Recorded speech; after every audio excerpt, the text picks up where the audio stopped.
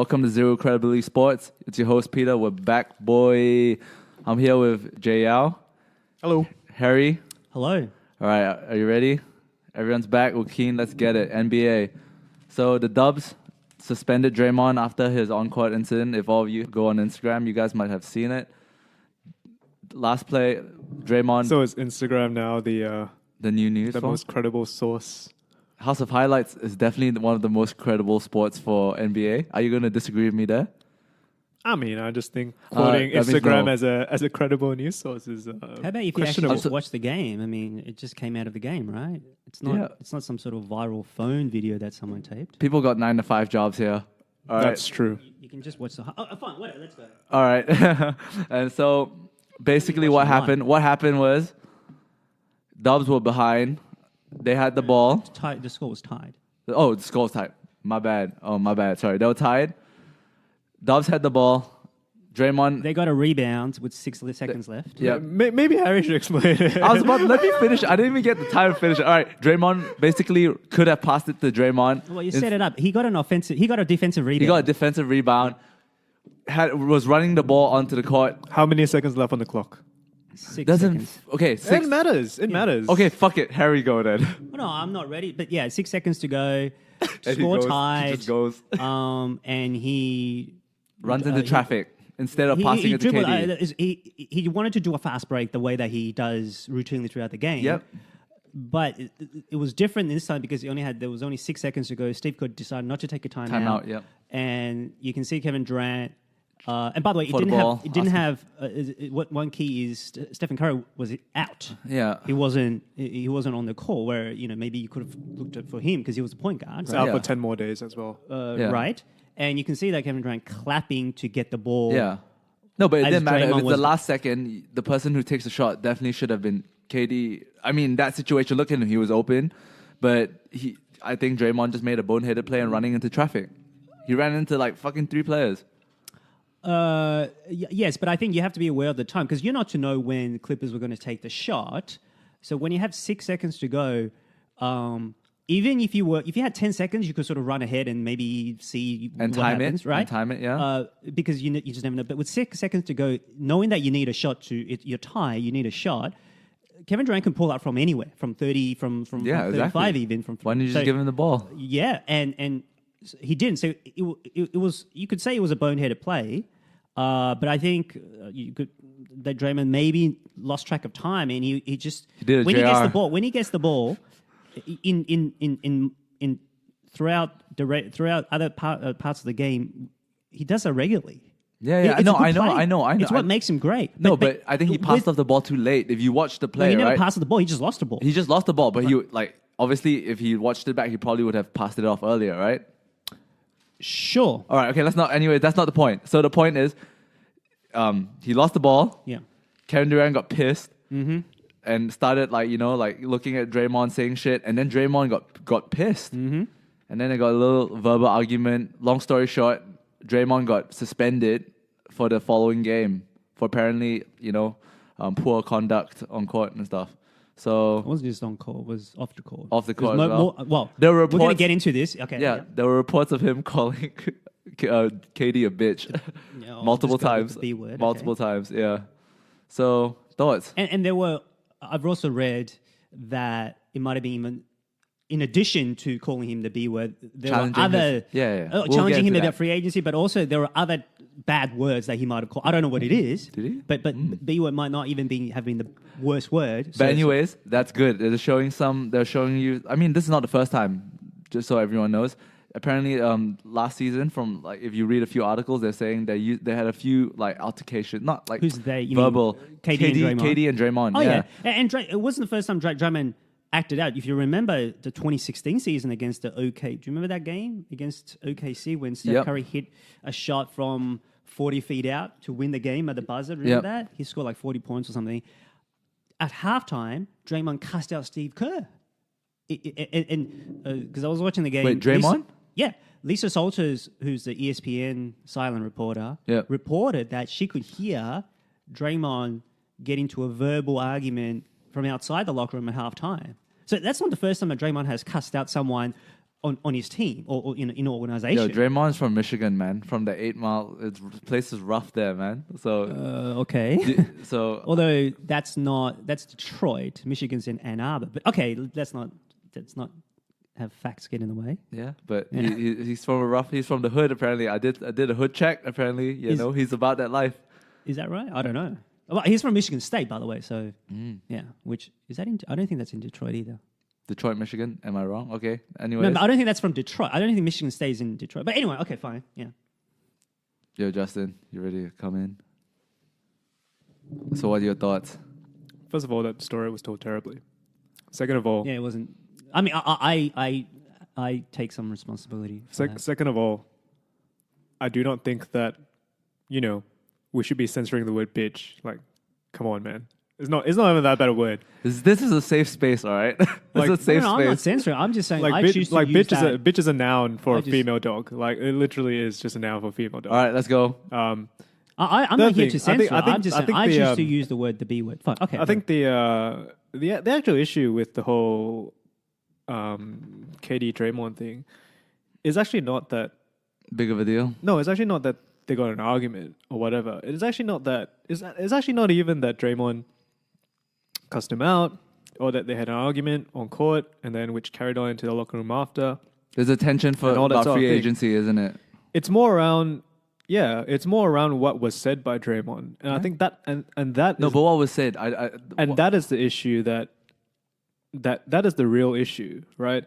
Like Harry's right in saying that Draymond has been known to be emotional when things are when certain things happen, and my understanding of the Warriors organization is that they recognize that. Like over the past few years, like Draymond has often been called the emotional leader of the team. Yeah. So they know that he's a heart on his sleeve sort of guy. Yep. And I think they can tolerate a lot, but I think what they can't tolerate was what was actually said. What was And actually what was said? said was when Draymond questioned Kevin Durant's commitment to the team by saying that Durant is making this season all about him by not committing to Verbatim? Was that verbatim? by not committing to a new contract, by not by essentially holding the team to ransom, so to speak, in the sense that I'm not going to sign, so there's going to be all this speculation about where I'm going end of the year. Yeah, make him a sideshow of the Golden State Warriors. Make KD a sideshow. So it's like the news is always about. Oh, so have you thought about are you going to stay? That's or not? Draymond's perspective. Or I should say this. That's Draymond's perspective when he was fiery, right? When he sort of lost his cool. Yeah, so it's one of those things, and then obviously he called him a bitch, and it's cussing him out and all that. I think that sort of stuff actually is not that big a deal. Yeah, I think teammates cuss each other out all the time, on professional sports. Hell, I cuss people. I play futsal without on the weekend. You really? Yeah, but it's just like it's not. It's not. Do you still play basketball? No. And also, I would say it depends on who you cuss out. If it's someone that you don't really know well, who they might take it a little bit differently than someone who you might know well, who might be prepared for that. Like it all depends. And I think Draymond and KD have this relationship where they can do that, where they can cuss each other out. Yeah, so they can be totally on. Like some people in a relationship. Do you think this one is too far? And people know that Draymond is the sort of guy to do that. So a lot of the times I think the organization is willing to be like that's just Dre being Dre. Yeah. You know what I mean? But I think this is more because of the content of what he said. And of course. I understand. About he brought up the free agency, right? Or rather, he brought up the fact Commitment. Question is commitment. that question is commitment, and KD's commitment. Question is commitment, and also, I guess historically, at least in the past few years, the Warriors have been known as a team that essentially they're like superstars that care about the team, right? You've got Steph, you've got Clay, you've got Dre. Those are the three main guys, and you've got Iggy, right? And all of them to keep the team together up till now. Dre's left money on the table, Iggy's left money on the table. Yeah. Clay. Clay has left money on the table, and so They say he wants that money back next year. yeah. Man. So KD has. Cha-ching. So then, Dre has always been about, look, we're all sacrificed, stars. to be fair, we're all stars, and we sacrifice for the good of this team. Yeah. But then now that Durant, well, I guess Draymond's perception of Durant this year is that you're not doing that. You're not keeping with our, I guess, team culture, so to speak. Dude, he came to San Fran. Apparently, his manager / business partner. Apparently, they got some money and a lot of little what do you call it, like VC? venture capitalist funds. Yeah.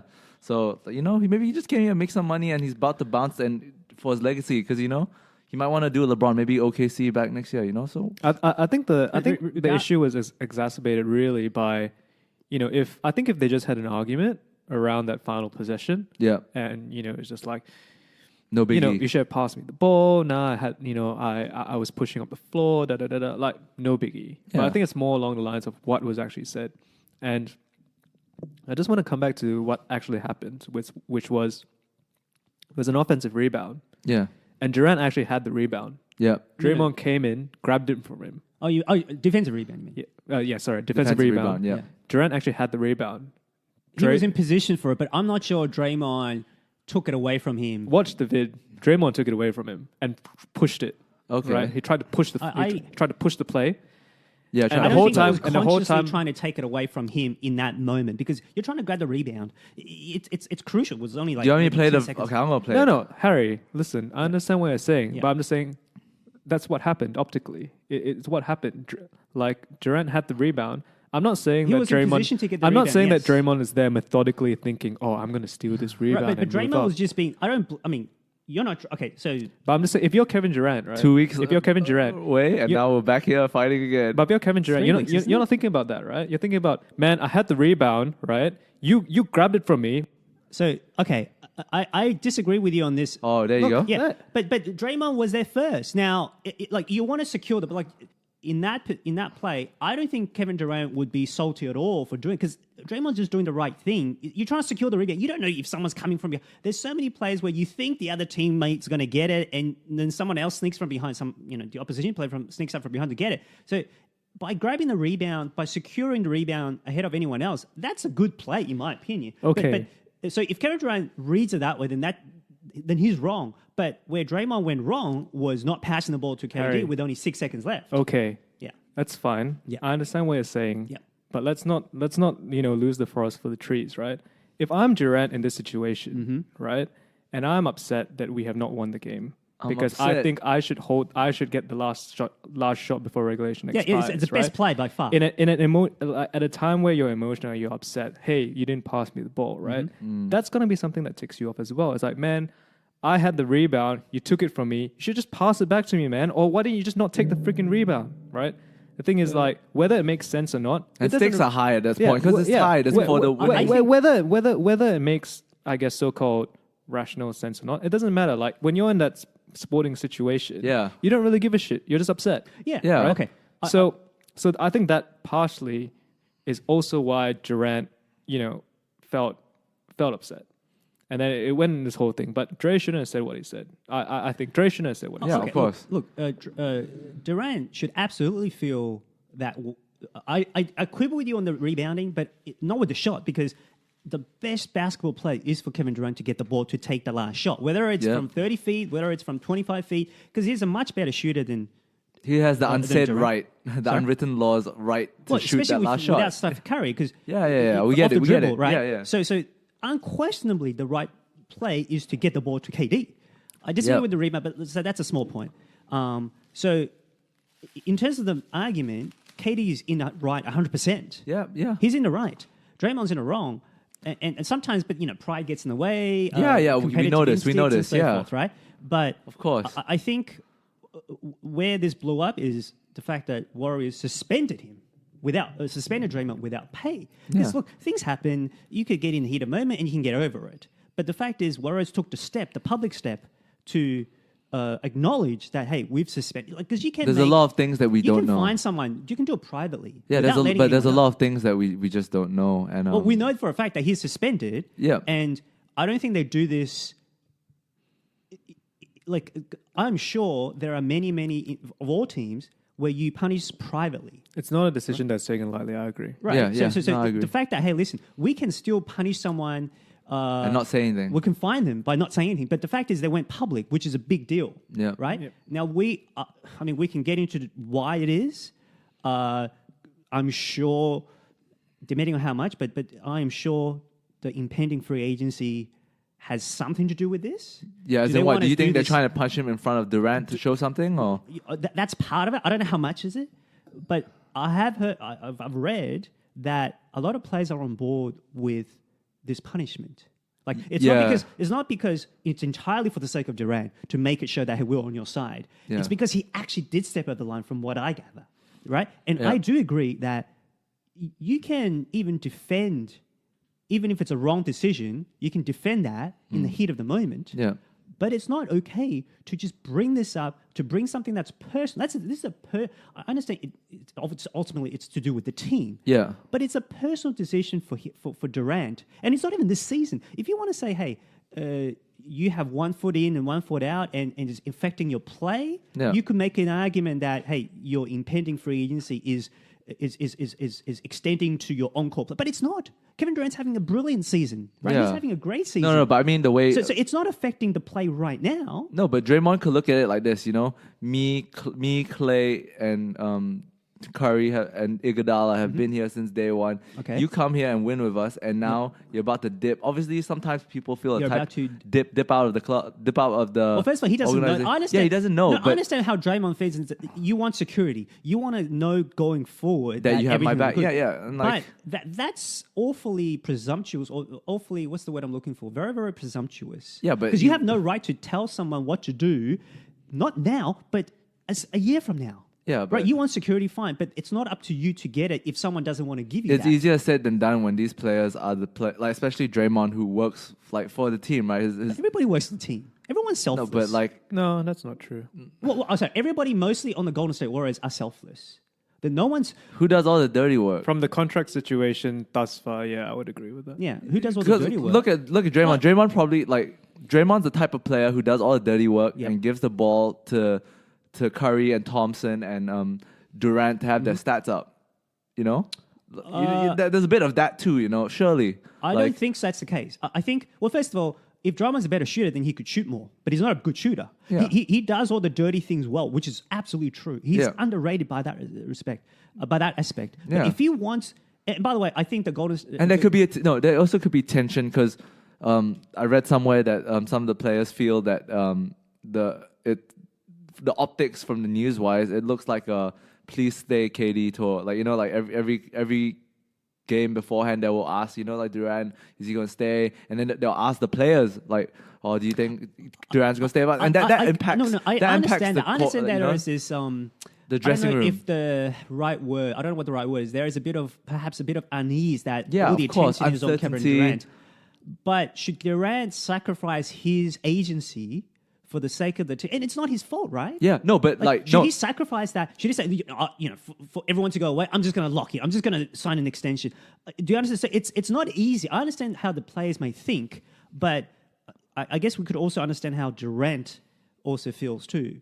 That he's if you want to, again, he's committed to the team for this season, for every game he's played. Now, he doesn't play every game greatly, but he hasn't not committed to this team this season. Yeah, no, but right? Apparently he could cut, there's news saying that the people inside the Golden State organization feel that Durant could come out and say this, to qualm all these free agency rumors. What do you want me to what do they want him to say? Just say I'm going to play for the team this year. I'm going to stick it with Golden State. Has he said anything other than that, or has I don't think I've never seen him. Signs? No, he said we'll see next year. If I were him, I'll just say how I think everyone should do it. I'll stay with this club and we'll see what we do at the end of the year. Well, but that's he hasn't given any impression that he's going to go this year, is he? He's not. He's contracted to this year. Yeah, right, but what do you want him to say other than to commit long term? What do you want him to say? I feel like I'll definitely resign. Let's say that. But what if he doesn't want to? What if he doesn't even want to think about that? He has the right to have that mind made up after this season, no? But don't you think if you're playing for a team, you should, try to He's committed to this season. Yeah, I'm committed this season. Or if you know... Ideally, you would want... Everybody wants certainty going forward, correct? Yeah, why don't you just say... I see myself playing here next year, but we'll see. What if he doesn't? Say stuff. Just say. But what if he doesn't know? This is what. So you should say the truth. He's not doing it. He's not saying anything. He hasn't said anything about whether I want to go or not want to go. He's just saying this year I'm contracted for this year. I have an option. I have an opt out essentially, right? Okay. I'll just say if I was in Durant's shoes, right, I would say like to make sure there's no like tension because the way I would look at it is like this. There's a sideshow going on in terms of where I'm going to go next year. So why don't I just it can't be helped because he's the best free agent that's available next year. I know. Be helped. So why don't you just keeps going with the news? Yeah, I'll stay. And then at the end, it could change. And if it changes, you can spin another story then. But he hasn't thought about that. So do you want him to lie? Not lying. Well, he is lying. Or is it lying? Because maybe right now he might think that way, you know? Right now, we don't know. Like Kyrie did that. Right? Sorry? Kyrie did that. Like he said, I'll stay in Cavs. Maybe he actually does want to stay. Whereas like Durant maybe haven't thought about staying, or maybe he has thought about. We don't know. And no, but even though if you don't know, like wouldn't you say something just to squash all the rumors so it doesn't have a negative impact on your team? That's the way I look at it. Like in soccer, it's done quite a bit where the players say I'll stay and then they'll disappear and obviously they'll be labeled as Judas. He's not that kind of person. He's in actual because from what I can gather, he's not someone to say something just for saying something. He's actually quite. I know sometimes he might have lied to help protect someone. But maybe he should just create a burner account and then put out the news that way. Okay, but he's not someone to want to lie just for the sake of lying. Okay, so I understand how some players it's natural, right? When you're one of your better players, there's an uncertain sort of situation going on after the season because we all want to look ahead, but I'm not sure there's anything that Kevin Durant can do right now short of extending formally, which we have no right to ask him to do, right? No one has a right to ask him to do something, correct? Now, Justin's been sitting patiently. I wonder what he thinks of this.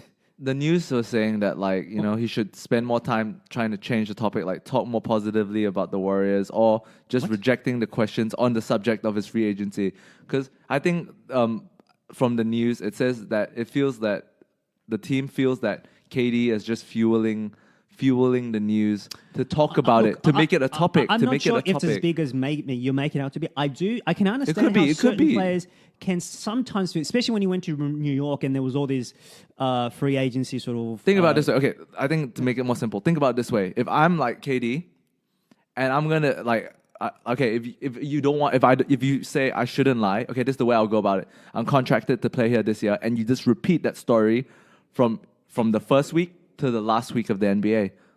He doesn't have to do that. What I mean, but don't you think he should? Don't you think he should? No, because it's out of. Then what should he do? He should do nothing. He hasn't addressed it either way. Okay, I don't think he's invited it.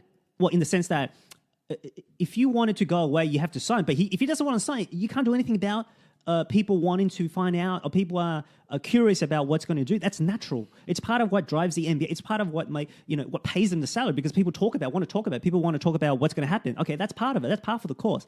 And I do think certain players, it can have some sort of lingering effect, but it's not something that Kevin Durant can actually do. It's part of what happens with a successful franchise. It's part of what happens with you having great players in the organization who's going to be out of contract. So I think that's all I can say on this sort of subtopic. But maybe we will let Justin weigh in on this.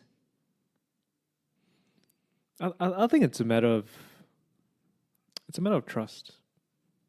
So I don't agree that Durant should come out to the media and say, I'm going to stay, and then if he leaves at the end of the year, just make up some excuse. I think that's the worst thing he can do, because not only does that get you offside with your teammates or your ex-teammates, it gets you offside with the fans, right? I think which fans, as in the Golden State fans, or yeah. You don't want someone to be disingenuous. Yeah, exactly. You don't want to be seen as a liar. Or you stick with the story. You just stick with the same story. But regardless, I think what is missing in this conversation between the two of you is that this is White Knight comes in to rescue this whole thing. I mean, we were having a very flawed conversation until now. But okay, go on. Is that I think that, and this is me speculating, but I think that Draymond's probably upset that Durant has not said anything to them in private. Oh yeah, Right? could be. Yeah, could very be. Because the way I see it is that Durant can come out and say whatever he wants in the media, right? But if your teammates know Know you. know your thoughts, Yeah. right? They don't care what's in the media, Yeah. right? They care what they amongst themselves know. Yeah. Now, in the heat of the moment when Dre comes out and says, "You're not committed to this team. You're not this. You're not that," I don't think it's something that he's thought of on the spot. It's probably been an issue that's been discussed, Building up, yeah. It's lurking that's underneath, been right? building up, and Yeah. and to think that he has not discussed this issue with Steph, or he has not discussed this issue with Klay Thompson, Yeah. and all that sort of stuff. I think that's naive. Yeah, that'd be, I'm sure. What, do you as think that Durant has not discussed, or do you think that Draymond has not Draymond, discussed? like to think that those three players at that team have not spoken about this thing at one point or another, I think it's naive. I'm sure they have. yeah. I'm also sure that at some point, the leader of that team is probably Steph Curry, Yeah. right? From a player's perspective, the leader is probably Steph Curry. Yeah. The face of the organization. The faces. I think the emotional leader is Draymond. But okay, regardless, whether But whether it's Steph or whether it's Dre or whether it's Clay, It's from the original four. and it's probably not Clay, but whoever. Maybe it's Andre Iguodala, right? Maybe it's Andre Iguodala. But I imagine at some point when they see each other every single day, they go for team meetings, they're in the bus, they're in the plane, whatever. Someone has come up to it and said, "Hey, man, what are your plans next year?" Right? To Durant. Yeah. I'm sure that has happened. And I think the issue is probably... Do you think it would have been that? I mean, I'm sure they would have. No, I think like Draymond would be the type to say, "Where you playing?" I think next year?" Draymond may have, because he has that. I think he has that relationship with KD. He can be straightforward. Yeah, but I think I think knowing. I mean, think Durant alright, would be like, "I'm keeping it close to my let- chest." Let's And not it seems- let's not Speculate. make it too complicated, right? Yeah. Like I don't know, what the exact words would be used or whatever, but somehow you would try to find out, Yeah. right? Well, I don't know. I don't know about that. I'm not saying you're wrong. I'm not sure, because you want to respect people's privacy, and you just know that, hey, everybody knows that he has an opt out. I think Not people are yet. more inclined. Huh? Not yet. What do you mean not yet? As in, never mind. Kevin Durant mind. Okay, never mind. Just keep going. Keep going. Moving on. Moving on. Okay, so I think last season they weren't 100% sure either, which is you're getting hints about. I think David West was talking about, you don't know what's going on, all the shit that was going on. And 99% of the season- news is just but nonsense. he did commit to at least one more year. And this season, they have more of a feeling, maybe 55-45, that he will bolt. So, Like, maybe, But I think they know enough to know that Kevin is not stringing this along for the attention. At least I don't think that. So I mean, don't- could don't be, think though. No. that they are doing. They think that. There's a theory that he is, because he's trying to set up to be the next face of the organization. This might be his decision, right? I think regardless, whatever the case, right? No one is denying Kevin Durant's agency. Yeah. You're saying it does have an effect on the teammates. I mean, of course. Of course it but does. let me finish, Loyalty. but let me finish my point. okay. No one denies that he has his agency to do what he wants to do. Yeah. Of course he can. But I think if you, for what I speculate is that if you come up to Kevin Durant and say, "Hey man, what are your plans for next year?" Right? I think if there's an answer such to the effect of something along the lines of, "Look, I'm not 100% sure at the moment. These are the reasons I might want to go, but these are the reasons I might want to stay. I'm still making up my mind." I think in many ways that can be acceptable to people in general. But it depends how you deliver that message, right? Or of course. Or if someone comes, "Hey, Dre, hey, KD, what are your plans next year?" And he says, "Oh, I'm not going to tell you." Knowing Durant probably created a burner account and went on Draymond Green's was like, "Oh, I think Draymond's gonna leave. Yeah. No, I think KD is gonna leave to here because A, B, C, D, E." Yeah, but for example, like if you were someone in the organization, like let's say you're Steve Kerr, Yeah. right? And you come and let's say I'm Durant, and you come to me, and you ask me, "Hey, what are your plans next year? Kevin, Are you what you doing?" Are you gonna be here or you're not gonna be here?" If I'm open and honest with you and say, "Look, I'm not 100% sure at the moment," I think a lot of people can accept that. Yeah. But I think if I just go, "I'm not gonna tell you," Okay, It's a secret. like I think that creates Okay. an issue. This is where. Yeah, I think that's why my speculation when he brought up his okay. theory. Just before you go on, I think we've taken a step a bit not too far, but we've been too presumptuous in taking that step. I'm not sure 100% that they would have asked him. It's common knowledge that he hasn't committed. Yeah. So they know who Kevin Durant is. They don't want him to put him on the spot. So I'm not sure 100% that they would have, or anyone would have asked him in practice or in a setting to say, hey, what are you going to do next year? They're just going to let it be. Now, would Steve Kerr, with an exit or some management may have perhaps brought it up in a subtle way, in a curt way, maybe. But I wouldn't go so far as to say it's automatic that they would have asked him what he's going to do, because it can come off as being putting him on the spot. Like, if he has something to tell you, if Kevin Durant has something to tell you, he'll tell you. And by all accounts, he may not even know. Like, we don't know. We don't think he's made a decision. And I'm not sure if he knows himself. And that's completely in the realm of possibility. Yeah, no, and I agree with what you're saying. But first of all, I don't think you're putting someone on the spot when you ask them, because you're not going to go like in the middle of practice and say, guys, stop practice. I want to ask KD a question. Right, even if you just brought up KD casually, story time. How do you bring that up? It's not easy to, because it's obviously a very tough decision. Of course, right? Of course. But like I said, I think if the question was brought up, and if someone is open and honest about their response, I think that is acceptable to a lot of people, right? Especially within. When is the right time to bring it up, though?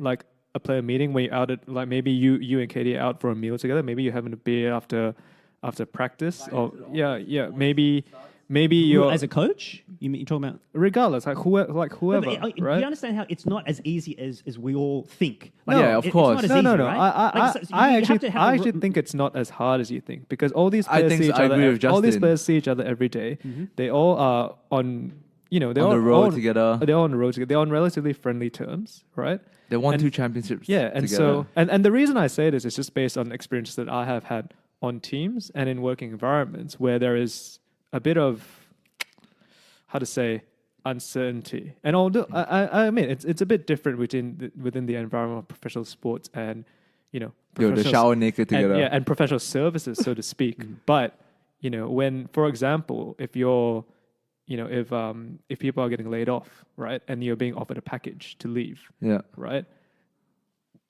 the question between people in the team, like, hey, what do you get? Are you thinking about taking the package, or are you going to stay on? That question comes up very often, and it's not. Obviously, it doesn't come up in the middle of a meeting, like when everyone's listening. Of course not. It comes up, when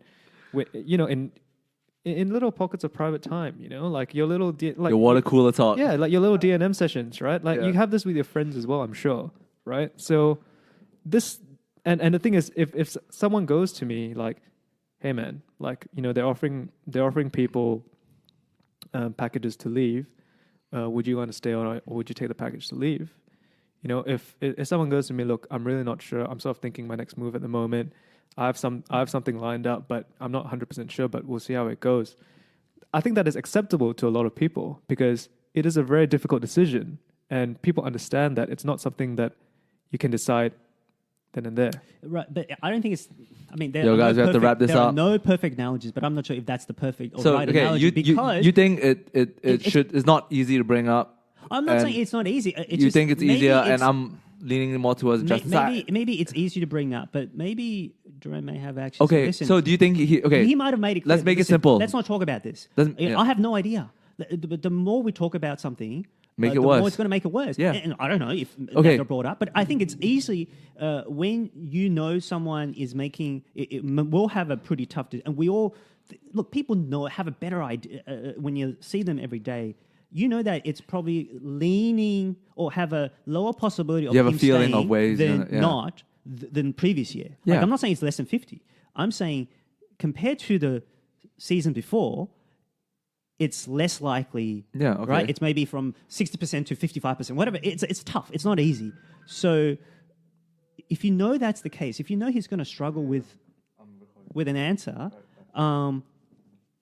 if you know, why don't you just turn your phone off? Yeah, you shouldn't do that, honestly.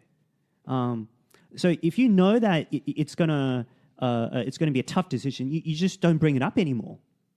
No, I mean, Right. I get what you're saying, but what I'm saying is that if it's got to that point where like he's like, I don't want to talk about it anymore, right? Or it's like, I'm annoyed that you keep asking me this question. I told you I don't know. That becomes suddenly an issue. Like then you sort of lean towards the people around him. Sort of leans towards like he gets so frustrated at this question. It's an instant question. We're asking because we want to get a gauge. We don't care what's said in the media and all this and all that. Yeah. Like, we want to know because as a player group, we want to understand where we're at. Another reason, and I think it's a pretty big reason as well, why I think this conversation has probably happened and why potentially something like that has happened to cause a bit of a not to say a break, but a bit of a strain in the trust amongst possibly between Draymond and KD around this contract situation is because one of those players, Steph, Clay, KD, Dre, is going to leave in the next 2 years. Yeah. Right. And the reason is because KD's contract is up for renewal at the end of this season. Yeah. Clay's contract is up for renewal the following season. Isn't it this? No, I think Clay's this season. This as Draymond's well. next season, no? KD's contract is up for this season. he has an opt-out. Clay's contract is the following season. Yeah, 2019, and 2019. Draymond is up for renewal in 2020. Yeah. So one of those guys is going to go because Not necessarily. because all of those guys, right? If all of them were to act individually, they'll all ask for max contracts. Yeah. Because they feel they're worth out on the market, course, right? yeah. So They can take a bit of a discount, a bit. But it still won't work to fit all. like Do you think you can pay them all You an have to pay amount that they're repeated happy? tax, a huge amount. like But- a ridiculous amount. The But luxury tax? but- Yeah, I wouldn't if you have put it- 5 max contracts on your team, you probably cannot afford to run a team. Guys, and we're Four. forgetting about like they got Boogie. I don't think Yeah. they'll keep him. But So, like, Oh, this is so that- at some that could be a point, big at some factor. point, right? The question has to become amongst this player group, like, what do we do, guys? Are we committed over the next 2 or 3 years to stay together, to win and to form a dynasty? If we are, that means that we're all going to have to take a hit here, yeah. right? And But I say you've presumed. Normally, yes, but Golden State is not a normal team. They're building. I'm sure you know. They're building a new stadium, which is more than just a stadium. It's a revenue stream for other property and all the other stuff. So and the owners are such that, hey, this is a once in a lifetime opportunity. If we're going to pay through the nose, because they are venture capitalists, right? Yeah. I don't wouldn't know, put it but past them to say, let's pay the repeater tax. If we can somehow make history by winning 4, 5, 6, 7, that stands out from every other team, I wouldn't put it past them to do that. So I wouldn't just go so Could be. far as to say, that's true. But so far as to say that, hey, normal course of events, you can't keep all 4. But this is not a normal course of event. But here's the thing. What if I told you that one could leave and you still win a championship? Because that was the case before Durant was there. Yeah. Yes, but there's no guarantee. Everyone's older. The bench is considerably older. They don't have Bogut. They don't have Harrison Barnes. Not to say they are great players, but they were key pieces. They fit. So there's no guarantee. Iguodala is 5 years, or 3 years, Okay, or 4 years Well, older. if you keep Livingston's if you 3, keep the 4 main years four older. together as well, there's also no guarantee because also, like the players around them change, right? And like That's you're true. the same point. Also, they're older. And Yes. other teams, Well, but you're they're still in forgetting the about all four other are still- problems, maybe other teams. Green might be the first one to hit a wall because of his style of play. But okay, so Guys, we have to close this finish- up. But I wanted to make this point. Have you finished your point? Sure, go ahead. Go ahead. What is key is, I think the rest of the players, I think Draymond Green feels this way because one, he says what's on his chest, especially to Durant. I think they used to have I don't know if it's a brotherly bond, but they have a bond that's sort of different from what I sense from the outside than Okay. anyone else with KD. I think they both realize that. Look, we'll say shit to each other, and To we fire can, we each can other both up. take it. Yes, Yeah. and I think Draymond has, in a way, lifted him. I don't mean it in a negative way, but he knows how to get to KD. You remember, you've seen stories about how Draymond sent a text to KD in the middle of the night to say, you got to be fierce or something. Oh, yeah, you right? got to be Remember more that? aggressive for the... So in a way, KD knows that Draymond, in a good way... He knows how to push his can buttons. push his buttons in a good way. But I think in this case, most players feel like that Draymond have stepped over the line, way over the line. Of course. So it's not just a KD versus We the all team. know this. It is a Draymond versus the team. Yeah. You see? So I tend to believe that even though there are all undercurrents about Durant's free agency, I think it's not as big a deal as people make it out to be. It could be. And I think Draymond and KD have a better relationship than this episode and other episodes, because these are the two. Like in a couple, some couples can fight and it's actually healthy. Like, this isn't a sign of unhealthiness, in my opinion. Yeah, it could be. Okay. But like if it's what Justin said, as in, Dre was questioning KD's commitments, that leaves like a vacuum of but I think he's being and I think most people think Draymond's being unreasonable. This is the sense I'm getting, because they all, were essentially voted to punish Draymond. And the fact that the punishment was so public as well, I think plays a part.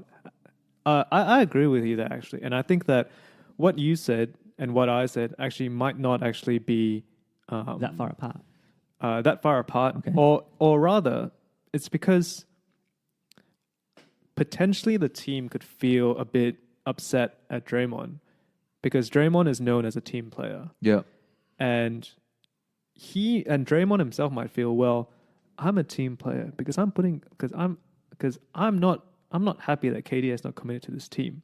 But by doing that so openly, by doing that in the middle of a game, and by questioning his commitment, that in itself creates disharmony within the team. And that's not a team player move. That's not team like. So maybe people are upset at I'm not sure if hypocrisy is the right word, but like, yo, man, you say you're a team player, but you bring this shit up in the middle of a game. That's not a team move, man. We're trying to win the game, and you're saying all this shit, and you're bringing this stuff up.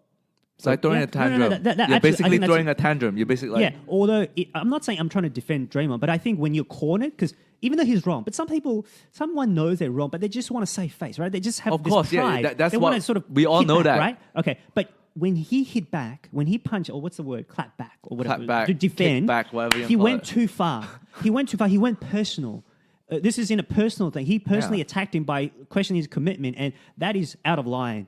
I think that's what team members said. So I think that's more to do with that. But I do think you're right that he was by him thinking that KD was being selfish, he was actually being he was being selfish. Yeah. It's like, but without him realizing it. Yeah, exactly. It's like, look, yo, you say you're a team guy, but you just did some shit that was bad for the team. Yeah. Like, what the hell is up with that? Okay, it's just basically two guys pointing a finger at each other, just argue it, trying to, point the blame. Yeah, but Draymond went way out of line. Yep, Draymond's wrong. All right, let's move on to the next topic. Let's talk about our boy Jimmy.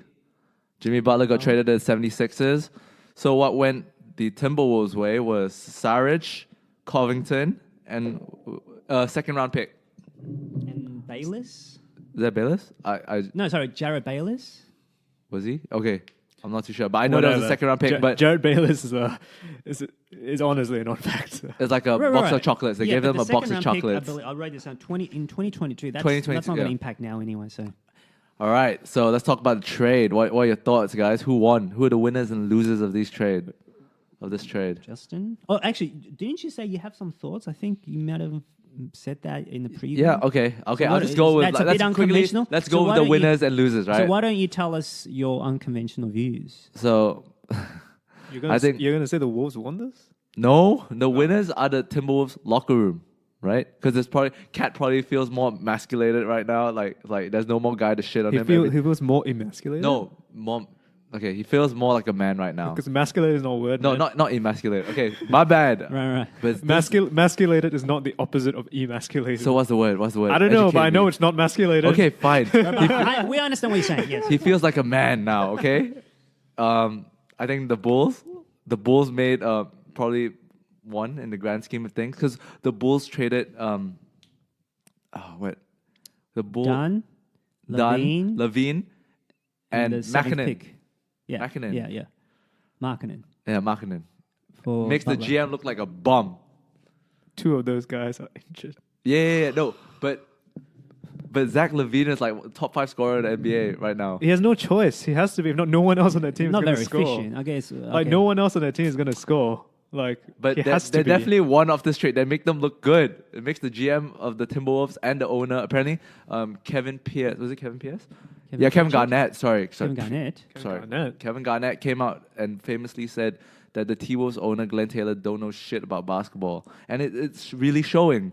Because, the rumors about the Houston trying to trade 4 first-round picks. Yeah. That was true, apparently. Yeah, and then but it doesn't sound as good as. Are you trying to say that was a good deal? No, I'm not trying to say it's a good deal, but the way they were operated was pretty bad. They offered 4 first-round picks. They agreed to it. they agreed to And it. then Who Yeah. agreed? Minnesota? Yeah, they agreed Then to it. Tom Thibodeau and was then a like, few days later, they're like, actually, we want one more pick. yeah, Oh, is that what happened? Yeah. But it's Well, not you can't have poss- any more picks. you can't have any more. I mean, was the whatever. maximum? They want something. They wanted another piece. piece. Yeah, they want something else. And No. and the Rockets like, we agreed that we shook hands on this deal, and now you're coming back saying no, we want Dude, more. Okay. He did that with the Heat, and the Heat. Pat Riley was calling. And that's why they pulled the plug. So it makes Timberwolves look bad as an organization because Yeah. it's Oh, bad okay. to do deals with them. Operations. And and Okay, that may well be true, but can I finish? well, okay. All right, and another thing was okay. Let's talk about the losers of the deal, the Eastern Conference. The Eastern Conference. The Eastern Conference. The leaders. rest of the rest of out the of the Eastern, yeah. Markel Fultz. It seems like he doesn't look like the third guy. Did you see his free throw attempt? But yeah, okay. Double cock. Oh my days, man! I feel bad for the boy. But I mean, to be fair, Philly gave him a chance. 2 years, right? They're giving. Well, this is the second year. Yeah. Yeah. But this trade evidently shows you that they don't believe he's the third guy. The Heat. It's hard to believe he is after seeing. Yeah, after seeing that. The Heat, apparently, because he would have fit perfectly in the Heat, he would be the man. I don't know. They They were would trying have to gone chase. anywhere with it anyway. Yeah. He would have gone anywhere with Butler. No, but apparently they were about to make a deal. Then Tom Thibodeau was like, "Just kidding." you know, like- Again, like, Yeah. operations. Well, not see, good. this is where I think. Okay, Tom one more Thibodeau- thing before we go there. So what do you think? The Timberwolves. Okay, which was a better package, this or the 4 first-round picks with Houston? Which one would have been a better package? The trade with Philly right now that was agreed on, or the 4 first-round picks? When are the picks? When were the picks? I think it's from next year rolling onwards. So the picks are from. There's NBA. There's a rule that you can't trade picks in consecutive Yep. years. Yeah. I And you can understand only that. trade in a 7-year period. So that, by definition, means you can only have 4 picks Yeah. as a Right. maximum. So the picks that the Rockets were willing to give up, Well, we don't know yet. But when they were willing to give it up, was it like next year and then like year 1, year 3, year 5, Five year and 7? seven. Yeah, that's or the- was it year 2, 2, year year 5? No. You can't have anything beyond 7 years. That's So the it's maximum. definitely That's the first- 1-3. okay, So okay. it's 1-3-5-7. Well, the next year pick would have been pretty shitty pick. I actually think it sounds good for first round picks, but, Yeah. but you're right that Houston will even after beyond next year. I think Houston will contend. Right, you Yeah. still have Harden in your prime, and I think Daryl Morey is a pretty good GM. I don't But- think he's as good as people make out. I think he's very good. Yeah, maybe CP3 2 is of those breaking picks down. have value. Out of the 4 picks, maybe 2 of those I'm not picks sure have value. any of them will have that. Like in the NBA, you need the top 5 pick really. Right, you may luck into something with a top 15, But apparently but next year's draft, next year's one. it's only top 2 or 3. Okay, Apparently top 14. Apparently it's a real deep draft where any 14 of them could be everyone guys. says how many deep draft actually pan out to have like transcendent stars. Okay, No, but there's transcendent stars are hard. They don't come out like but it's a crapshoot. you don't get So- LeBron James every fucking year. Yeah, okay, Like, but you're giving a known commodity. You're giving up a known commodity for someone in the future, which may or may not be there. I think in regardless, top 20 for 30. we can just all agree that the picks probably Would have wasn't been the better? best. Probably wasn't the best. so this was the better deal. You Yeah, reckon? I don't I think the agree. picks. I don't think the picks are as good as it sounds first off the bat. 4 first round picks. They're like 20 to 30. But apparently, okay. Oh, But yeah. people were talking. I mean, it's quite popular in other news. Like I watched a few different takes on this, like ESPN, like the whole lot of them actually. About they think the Timberwolves got the worst deal. They thought Houston's four picks deal was way better. why do they say that? Because I think Saric, Saric is good, it's fine. But Covington apparently has regressed from last season. Good defender. What's his contract? Great defender. Covington's? Covington's a great defender. What are the contracts? Because I'm not too sure what the Wolves' plan is. Right, they're sort of in a state of flux, right? Yeah. Because for an NBA team,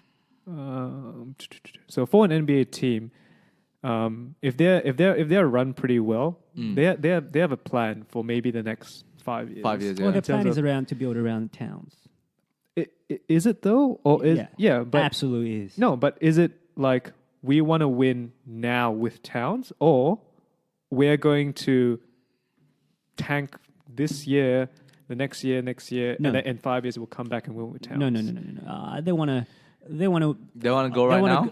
I mean, I don't know, but going. Yeah, they want to go for it, but at the same time, they want to obviously make it open for free agents. But you need to be able to win. You need to make the playoffs and win a couple of rounds to entice the free agents and say, "Hey, listen, I'm the piece that puts this over the top." So I don't think they'll be tanking. They're going for it because Towns is, whatever you want to say about his heart and motor, he's a heck of a player. He's got potential. He's got top 3 potential. Yeah. You know, I mean, great shooter, big, and so can dribble the ball. Well, he can get you 30, 20. So you're not what I'm You can trying dance on him. what I'm trying to say is, I don't know the operations side of this well enough. What is the feeling out there in terms of what are the Timberwolves planning to do? Oh, look, it's evident that you have someone like Towns, you're going for it. I mean, not necessarily win, but you're not trying to tank anymore. I think the energy year for what you try to say, what their outlook right now, right? Because for example, right, they got 3 serviceable players: Dario Saric, Robert Covington, and Jared Bayless, right? Yeah. And that's why I asked, what's the contract situation? Yeah. Right? Because so they got Jimmy Butler's contract off their books. Yeah. Right? But they've added Saric, Covington, and Bayless, right? I imagine Bayless is on a pretty small contract. Saric is still on the second year of his rookie contract. Okay, so that's a small good contract one. as well. Covington's 440, so good contract to 447. have. But Covington's, I think, is a good player. He made the first Good team catch and all-defense. shooter. Huh? Good catch and shoot. He wasn't good in players, but he's a great defender. So he's necessary. He's good. Yeah. But so is there a play that we're going to go and get a guy in free agency? Yeah, it could be. Or is there a play we're going to trade for someone and we have pieces now that we can trade? Like relatively valuable pieces that we can trade? Like what is their plan for the next 5 years? You know what I mean? The plan is to win as many games as they can, and they're trying to work it in. If it doesn't work, then they might have to trade. In fact, if anyone other than Towns doesn't fit with Towns, that includes Wiggins, that includes Saric, and that includes Thibodeau. If any of these guys don't work with Towns, then you're out. Okay? It's Towns, and that's it. Because obviously Butler, they committed to Towns before Butler, which is probably the right thing to do. And obviously Butler didn't want to work with Towns, and Towns was compromised. So they had to get rid of Butler. Okay? I would say that they're trying to win as many games as they can. Yeah, but by winning, then they can attract free agent maybe or to get to that sort of next step. I understand when you say they're trying to win as many games as they can. How are they planning to do that? By making this trade, how does it help them? I would think that they are trying to work them in and see how they go. They've got 20 games, 30 games, maybe the rest of the season. If for whatever reason they think they can improve when they get eliminated or if they don't make the playoffs, they're trying to improve. But they are building around Towns to win. Maybe not this year. Obviously, I think it's a bit of a stretch, but it's with the goal in mind to win a championship. So you play games to see how things work, how the pieces fall, how they work with Towns, how whether Covington is any good, whether Saric is on, whether Wiggins is any good. So you're saying right now it's still a sort of a testing. Like a how to say a feel out period. We don't really have a plan, but we'll just sort of see how it goes. Well, no team. I mean, 25 teams don't have a plan in the sense that they have to see how it goes out. They have to see when you draft someone or when you trade for someone, you have to see how it goes, right? But there's like you can make a plan, and whether the plan goes right or wrong, that is who knows, right? But you can make a plan.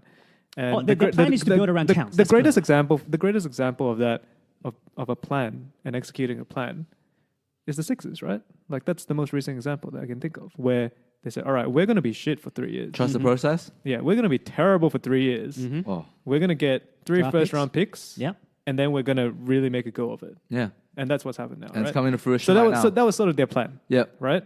But I would say that's an extreme. I mean, I'm not saying it's a terrible plan. In fact, it was against the spirit, but it was within the rules. And that was an extreme point. But most people, when you get that start, like Anthony Davis, New Orleans or LA with LeBron, you have that star player you build around. Yeah, exactly. And you test to see how these pieces fit revolving around that star that you're building around. So they're trying to see how... So when the Lakers had Kobe, right? When the Lakers had Kobe, right? They knew they had a star. And they're like, all right, we're going to build this team around you, right? There was 1 year or a couple of years where they had a pretty bad team. Okay. Right? There was Smush Parker starting at point guard. So that was between Shaq and Kobe. Yeah. Oh, sorry, between Shaq and Gasol, those years, right? After Shaq left. Yeah. Right? And which goes to show that Kobe wasn't as good as the plan. People The plan. Save that for the next plan. time. The plan at the time. The plan at the time was because the NBA is quite unique in that sense because you can sort of predict because of the contract situations, right? Yeah. You sort of see the timeline, right? Because of contracts and how they expire. You need to align your assets in the same window, right? Exactly. So you can sort of plan ahead, right? In terms of because this guy's going to be free agent this year. This is the contract to expect. So in order to accommodate that, we need to make this move this year. Along those lines, right? So their plan was to get Pau Gasol on free agency, right? I don't know. I know you wish for things, but you can't just map out exactly what's going to happen. Because, Harry, you're right. Yeah. You're right. Yeah. But it's a plan nonetheless. Like I said, whenever you go and do something, right, you have a plan of how you're going to do it. Whether that happens or not, it's sort of time. Sometimes it's out of your hands. Sometimes it doesn't go that way. Whatever. But you have an idea around how you're going to get there, right?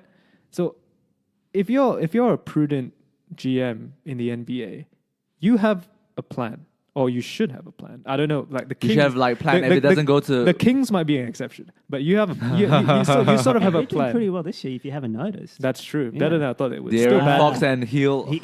Still bad though. I would say it's De'Aaron Fox. He seems to be the main guy. Yeah. Well, anyway, okay. So but regardless, right? You still have a plan, right? And so the reason that the Lakers played a year with Smush Parker starting point guard, JaVale McGee at center, They just take up contracts. and it's because they traded for bad contracts. And it's like... Because they knew those contracts were going to expire the year that Gasol was in free agency. I can't remember who else was they in... didn't get Gasol in free agency. They got Gasol. They traded Marc Gasol for Paul Gasol. I can't remember who else was in free agency at that time, but they were making a free agency play, right? Right. And it was, so... It's possibly what the Lakers are going to do what you're this right. year. What you're right. And you're right in saying that, all right, the Timberwolves have Karl Anthony Towns and they want to win with Karl Anthony Towns. I get that. But what's the plan to do it? Okay, so you can either tank or get free agents. That's the only ways to get talent, right? Or trade. Those are three ways. Yeah.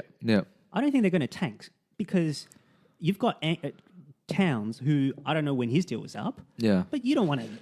You don't want to tank with but- him in on your roster, Yeah. right?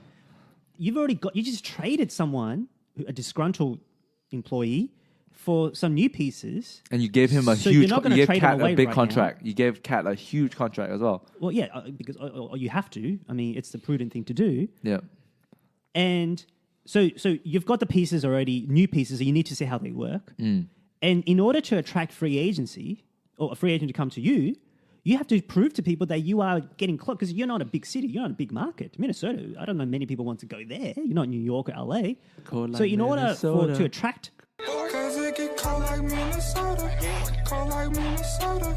Cold like Minnesota. Cold like Minnesota. Need to stay up out the streets if you can't take the heat.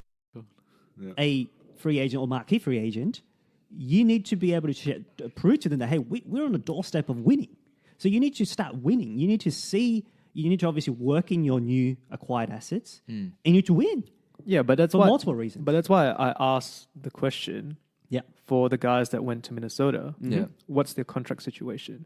Because that affects things, and that sort of can give you a hint around like, what do they want to do here? Yeah. Like, if, for example, right, if Saric is on his rookie contract, he's on the second year of his rookie contract, right? That means next year he gets his first real pro contract, right? Non-rookie contract, right? That's a big bump between the in terms of the bands. Yeah. Like, that's a big bump up. Yeah. Are they going to renew that contract, or are they going to say, all right, you can go free agency? Well, because they have to find out, right? I mean, this is the time for, in a way, it's actually good for Minnesota, because if Saric is trying to play for a new contract or big payday, then he's going to have to Play out get his mind, motivated, yeah. right?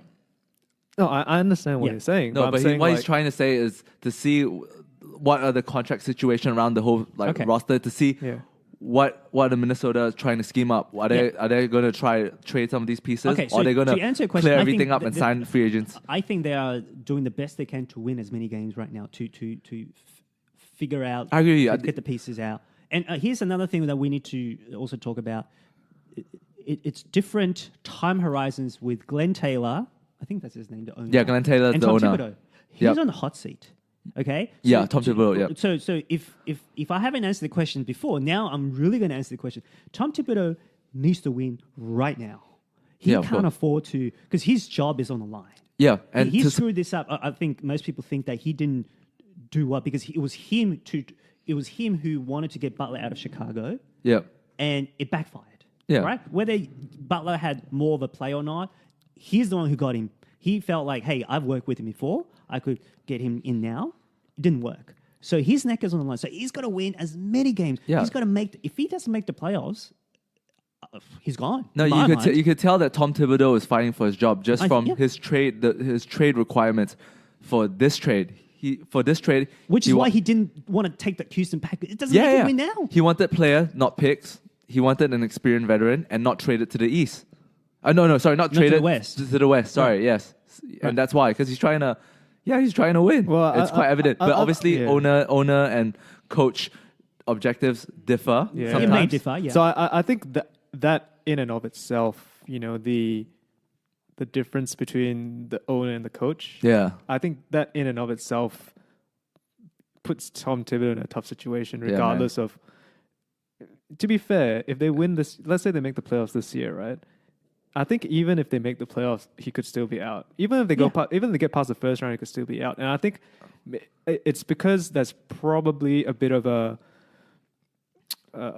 distrust within management. It might be, but if they see some seeds to say, hey, listen, we can go really far. We can actually win this. If they show enough improvement with Towns, they'll keep him, right? But if you're right, they make the playoff, first round and out, I think they're out. I think it's out. If they win a round, it gives owner the promise that, hey, we can do more with Towns given another year, and maybe we get lucky in the free agency. All right, let's get to the question then. Do you think they can do it? They can do what? Do you think they can reach the second round of the playoff with whatever they have right now? I think Towns is good enough. Good enough. I think so. I know I question his heart, but he's just... he could be a changed man. He could be a changed man after Butler leaves. I tell you, he's 30-20. I don't surprise. I think I might take him even over Anthony Davis. He's a better shooter than Anthony Davis. He's a sweet... He can shoot threes. He can get you 20 rebounds. He's really good. What about you, Justin? Really good. I think the season actually depends a lot on Andrew Wiggins. That's true. Yeah, I think Andrew Wiggins. He's like, now that Butler's out, Andrew Wiggins clearly the second option on that team, right? Yeah. And the problem with Andrew Wiggins is that he is inconsistent. Mm-hmm. And you can't necessarily rely on him. Yeah. And I agree with you that Towns is a great player, but he will have off nights. Sure. And during those off nights, you need someone else to pick up the slack, and that has to be Andrew Wiggins. Yeah. So I think how they do this season really depends on him, because it's a bit like the Bulls situation where they have to give the ball to Levine, and Levine has to score 40 if the Bulls want to win because they have no one else to score the ball. It's like Lakers with Ingram. It's like Lakers with Ingram. What do you mean? What? Like if LeBron has an off night, or like he scored like 20 points, but he needs some extra points. Ingram isn't clearly the second best player. If LeBron has an off night, the Lakers are losing full stop. Yeah. Okay, but I would say Ingram isn't as clear of a second option number two as Wiggins is on Minnesota. Yeah, and so but he's heralded as the. I'm not sure. He's heralded, but whether he actually is, who knows? But yeah, like he could be trade bait. By the way, so I think the Lakers don't want that. It really depends on Wiggins. They love him. It really depends on Wiggins this season. I'm not sure. The Lakers love Ingram. Like who's Luke Walton or Magic Johnson? No, the Lakers fans. So who cares about Lakers fans if he's not playing as good as Josh Hart or Kuzma. I mean, anyway, the fans will come to love who plays well. Okay, so let's talk about. No, finish your. Oh, I'm done. It's Wiggins. Yeah. Like I think a lot would depend on I don't Wiggins. disagree. And by the way, Wiggins has low trade value, but some team will he's expendable. Everyone's expendable Except other than Cat. Towns. Yeah. Okay? Everyone, coaches, players, everyone, Covington, whoever it is, everyone's expendable now. Shall we talk about the Sixers then? Do you think it's a good trade for them? Do you think the Butler will fit seamlessly into the club? Because the organization has just lost a lot of its depth, if you think about it. I can't wait for some shit to go down between Butler and Embiid. Man. You reckon? Some shit's gonna You go reckon? down, man. Nah, I don't think so. Some shit's gonna go down. Look, man. maybe. I don't know. Butler's got to be on his best behavior because he's the third best player. He's not the best player anymore or the second best player. He's the third best player.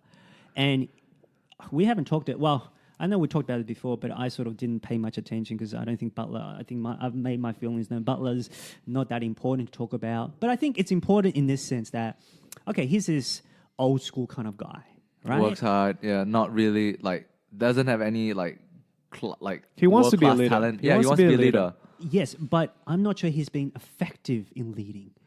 He can't look. He led the third string to a victory against the first team. That's Remember? a true. scrimmage. That's Right, but that's leadership okay, right there, dude. You should know that if you go up against two other guys who they've already committed to, you're going to lose that battle.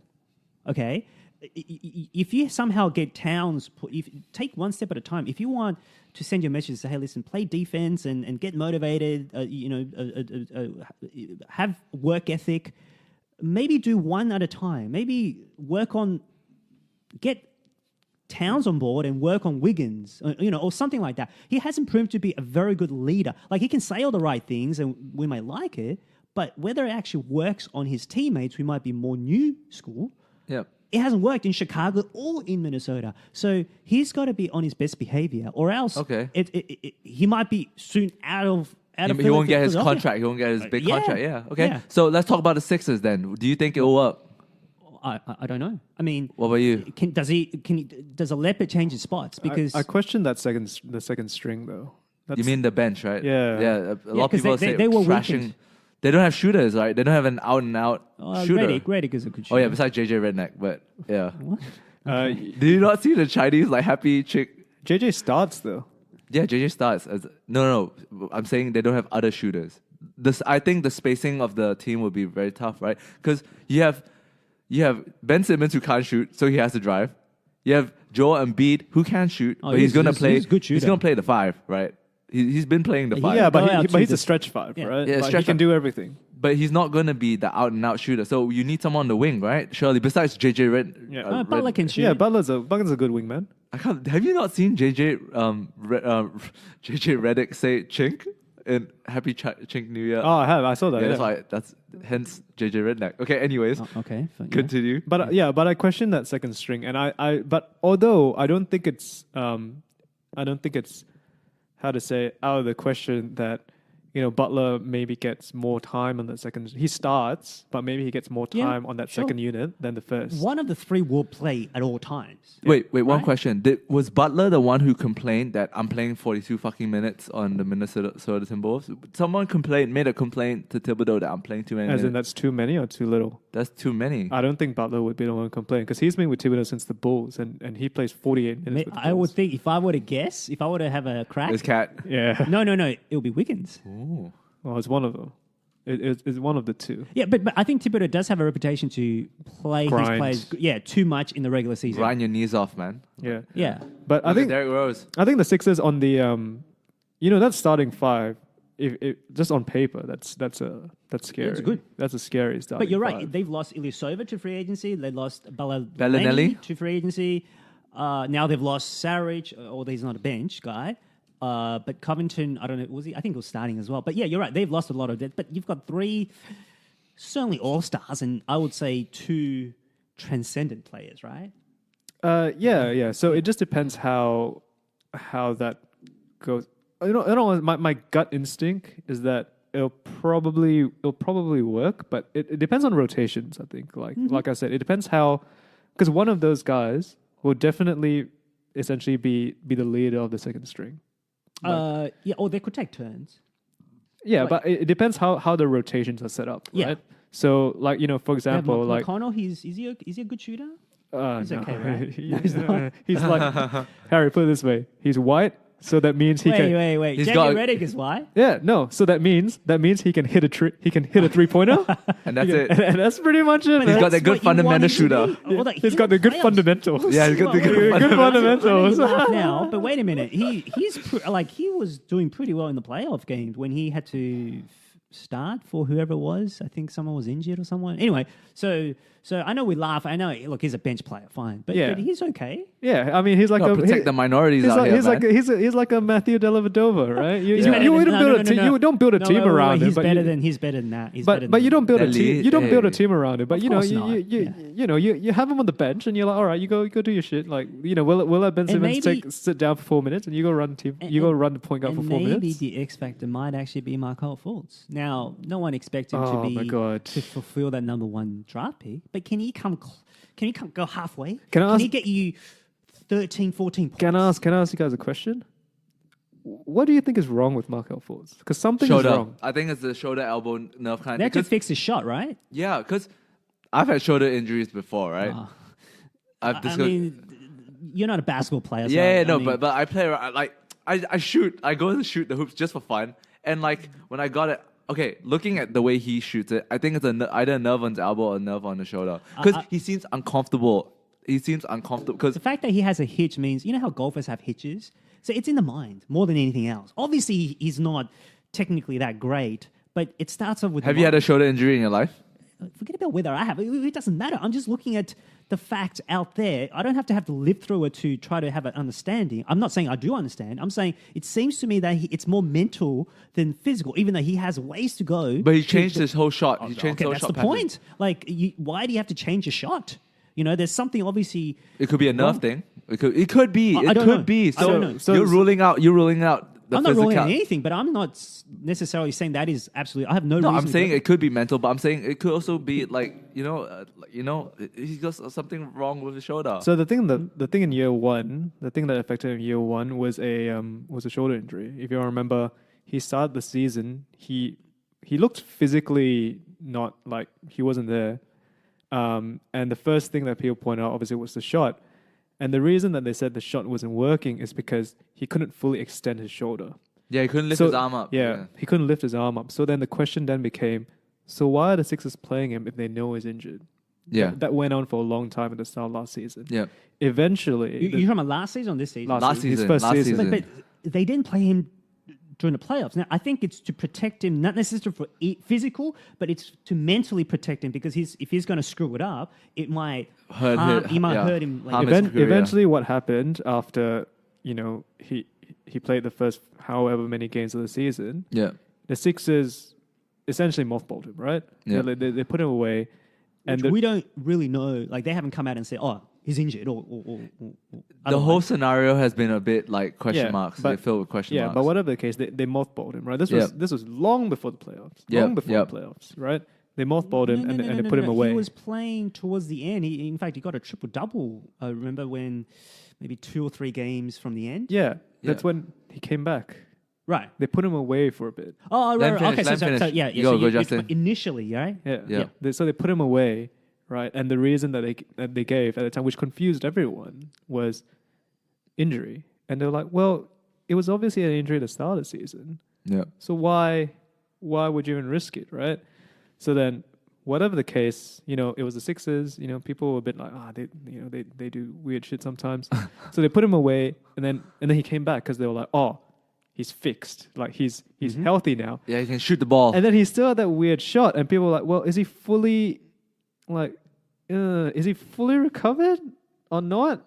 You know, and then they put him away again, and you know he did show some promise. Yeah, he did. Right, Yeah. I have to say, yeah, and they put him away. But that again. was the mystery. Why isn't he playing during the playoffs at all? Not even a 1 minute. Yeah, so they put him away again, and the reason was like, the reason amongst commentators at the time was, look, with Fultz, they're not going to do much better in the playoffs anyway. So Why put him so there? they're going to let him recover Yeah. until the end of the season, have a really good preseason, so he can come back strong next season, fully healthy, fully recovered, right? As it turns out, this season the shot is as bad, if not worse, right? Yeah. As bad, if not worse. And So One now, question. so now the question becomes more around well, the mental side of it was suspected last year, Yeah. but there's more credibility to it now. Although a couple of weeks ago, I'm not sure if you saw the thing where the Sixers shooting coach Yeah. replied to a tweet and said to some guy it was around that the free throw, right? The double The cock. hitch. Yeah. Yeah, the double cock. And You know when Like, you. you like saying, okay, yeah. and some guy like said some shit on Twitter, and the Sixers shooting coach came out and said, like, this is disrespectful. This guy is still not fully healthy. So then the question becomes, if he's not fully healthy, Why are you still playing him? why is he being played? That is a good question. That's like- a very good question. But then, so it came to my mind is like, maybe when the shooting coach is saying he's not healthy, he doesn't mean physically unhealthy. That could well be. Mentally. And the Anxiety, And by the way, he's a mind shooting playing coach, he's not tricks a on you. medic, so he could be questioning the medic. He could be trying to save his butt. It could be both. It could be everything. It could be like all these things. All right. But what we know is Philadelphia are like quickly moving on from faults right now. They're looking at Jimmy Butler. He's going to be Well, I don't know if they're moving on. He's not going to trade him anytime soon. I mean, he's not going to fetch anything. at the end of the year. Like I mean, Fultz has some flashes though. Yeah. He has some flashes. I mean, he picked him. Now, obviously, it's have you? wrong- Did it any of turned you out to watch be his wrong. college highlights? I mean, Yeah, the way that's he good. plays. Sorry? Did any of you watch his college highlights? You can Because see I did. You can see why he was Why he he was was a picked. There's a top pick. reason why. off the ball dribble. His Okay. shooting was very The natural. shooting was very natural. There's yeah. a reason why he was picked number one. So, but Yeah. obviously, it seemed now Yeah. what we know now. He was supposed to be It's the wrong, shooter. He right? was It's supposed to be the erroneous. shooter It was for a the wrong- club. But in all Wrong honesty, pick. I wouldn't go so far as to say he doesn't have trade value. I think he does because there's plenty of point guards in the league who can't shoot. Yeah. So he Or has. you could learn how to shoot. Like, He look, doesn't D-Rose. even have a grasp of the game because he had just by virtue of not playing, you need to be able to play to have a grasp of have a control of the game. No, but from him playing, But I he's mean, been playing this He's year. been playing okay. Like, I mean, he's not standout. He's not as standout as he should be, but he looks like no, an average. there's some games he's pretty good. Like he has a pretty decent handle. Yeah, good handles. I He think has he's good pretty handles. decent court vision. He can Yeah. pass the ball. He just can't. Obviously, shoot. his big weakness is his shot and his Yeah. free throws. But like I said, there's plenty of point guards out there playing the league today who can't shoot. One question. Okay, whose shooting would you take, Lonzo or his? I mean, you'd take Lonzo just for the fact that he can actually follow through. Like, you know what I mean? I haven't followed long. Has he improved in his shot this year? A bit. The Yeah? percentage is a bit better. But still not. But when you great. look at it, when Okay. you look at it aesthetically, you go, I don't care what about is aesthetics. this boy doing? What's his percentage?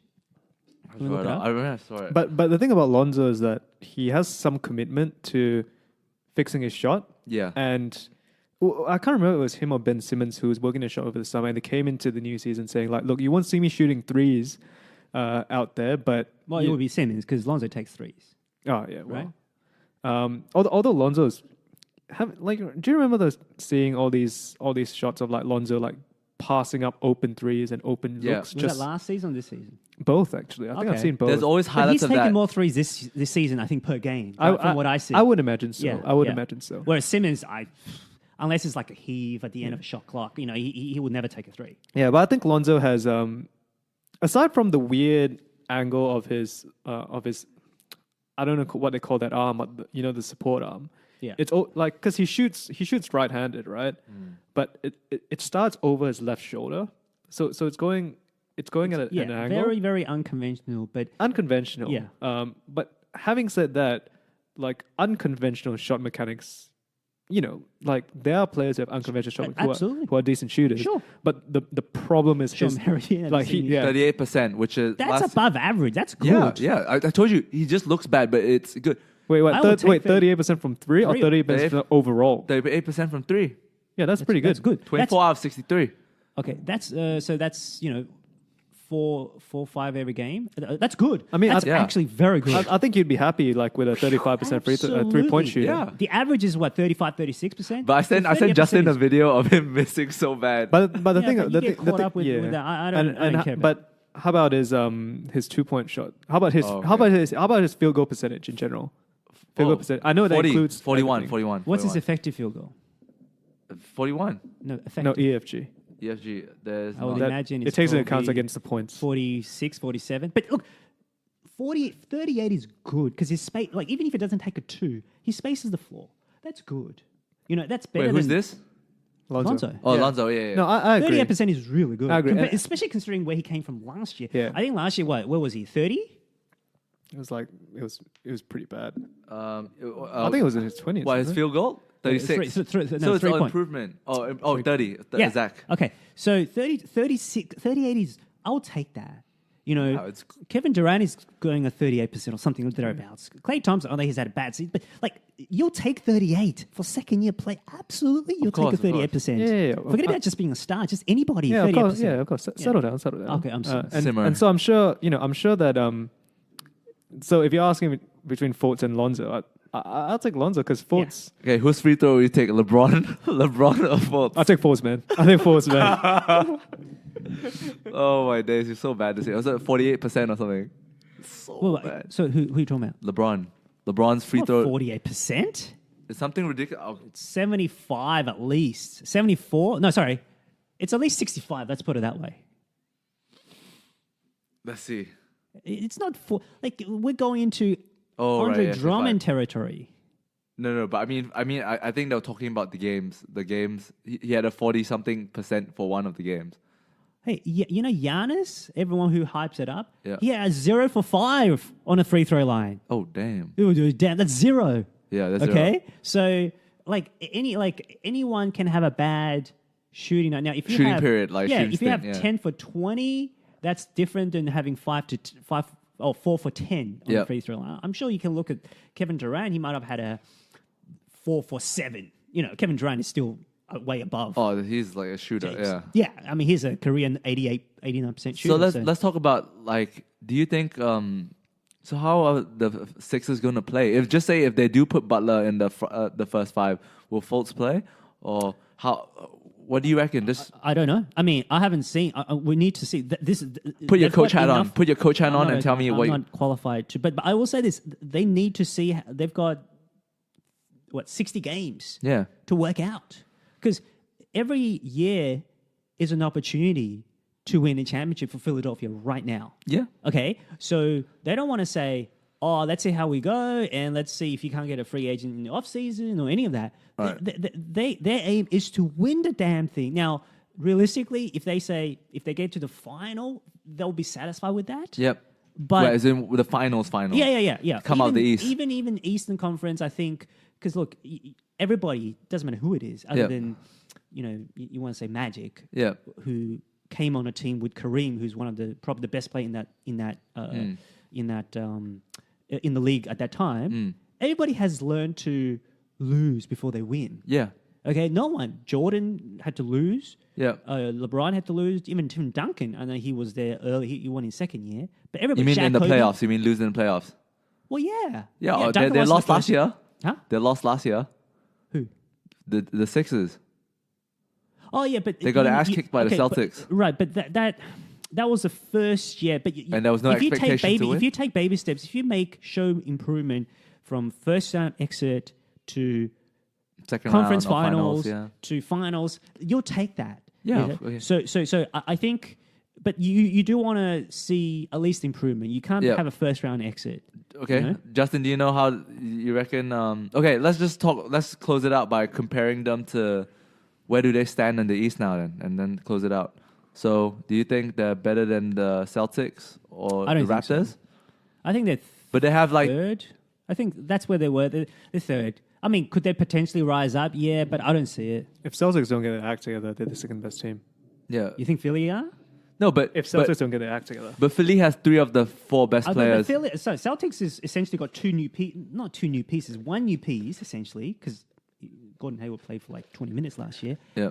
And I would make the argument that even though they've played with Curry, but they didn't play with Curry and Tatum when Tatum was still a rookie. Now, Tatum grew up in the playoffs. So he's almost like a new player, right? And you can see there was He some evolved. sort of growing pains between those two initially, or still, right? Like, whose turn is it? So, like, from what I see, most games either Kyrie does well or Tatum, Tatum does does well. well, yeah. But really both. But that's growing pains. So they're trying to fit No, They have a pretty much new team. Certainly 2 new pieces, essentially. I'm just asking as who's well. better, 76ers? So you think Celtics I are still think better? Celtics and Raptors Toronto are better. are better than Philly. But Philadelphia, don't they have the 3 of the better players out of the 4? Like if you could, they have like Butler, Simmons, Butler's not and better Embiid. than Curry. Butler, I don't think is better than Tatum. No, So- okay. Then what about the Raptors? They're better. Don't they have better players than the Raptors? Curry's the best player, but I think Lowry is on the same level, maybe slightly below Butler. But Raptors have a better team overall. Overall, okay. They have more depth. So they have a better Raptors starting will five. overcome them in terms of the whole team. That's what I see, but you don't know. I mean, look, I do think Joel Embiid is playing like an MVP. Embiid is playing right? like He's out playing of his like a mind monster. this year. Yeah, Simmons hasn't shown. I don't think he's improvement. improved, but He he's still the hasn't same. He's still the same thing. Maybe will it take time? Maybe. But Simmons still has a world of talent. He All still right. has the high ceiling. So is it beyond the realm of possibility that Philadelphia can overtake both Toronto and Boston? No, it's not. But from where I see, I think they're still third because Third seed? yeah, and I do have to question what happens with Butler. Is it with his nature to sort of act out? You know, I don't know. Yeah, okay. So, Justin, what do you think? What about you think about the 76ers? Where do you think they stand in the East? And then we'll close out this topic. Again, I'll say, if the Celtics don't get their act together, the Sixers are going to be better than them. Okay, so I don't know if the Celtics will get their act together. They're going to try some Gordon Hayward starting off the bench thing. yeah, Brad Stevens still is trying to figure out how on to the basis, I think they'll figure it out before the end of the season. All right. Yeah, But I think but so they too. But they need to get their act together. Do you think Philly will also get their not act, but will also gel? Because obviously Celtics aren't gelling because of new pieces. But what makes you think that Philly? Do you think Philly has a better chance of gelling with? It's only one piece, I guess. Well, it's but like you said, right? Like depends on how Remains to be Butler will. seen. I think the first game was fairly. How to say? It wasn't. It looked like it went okay. Like You're talking about the Phillies' first game? Yeah. Oh, they played today, right? Yeah, they played They against. lost. they lost by 5 points. Against to who? Lowly Orlando. Yeah. Magic. But Mobamba. it's not. Yeah, it's the NBA. Yeah. It's It's the NBA. It's That's one right. off So I wouldn't- games. you're right. Yeah. So, but I mean, that 2 and 3 spot I think is quite tight. Like, but regardless, Celtics need to get their act together. Like, they're Yeah. such a great team, honestly. The And bench is I think great, Gordon like- Hayward's sort of, respect him for saying, if I need to come off the bench, I will. Like for Philly, I think He's got that white boy obedience. he's got a New Balance sponsorship. Yeah. For Philly, I think. Balance. Yeah, I mean, I get your point. Like, it's whether they gel, right? But basically the question they were asking is like, who's going to gel better? Is it going to be before the end of the season? Is it going to be the Celtics or is it going to be the Sixers? I trust the Celtics will. Yeah, I can. I don't. All right. Yeah, they can. I don't dispute that.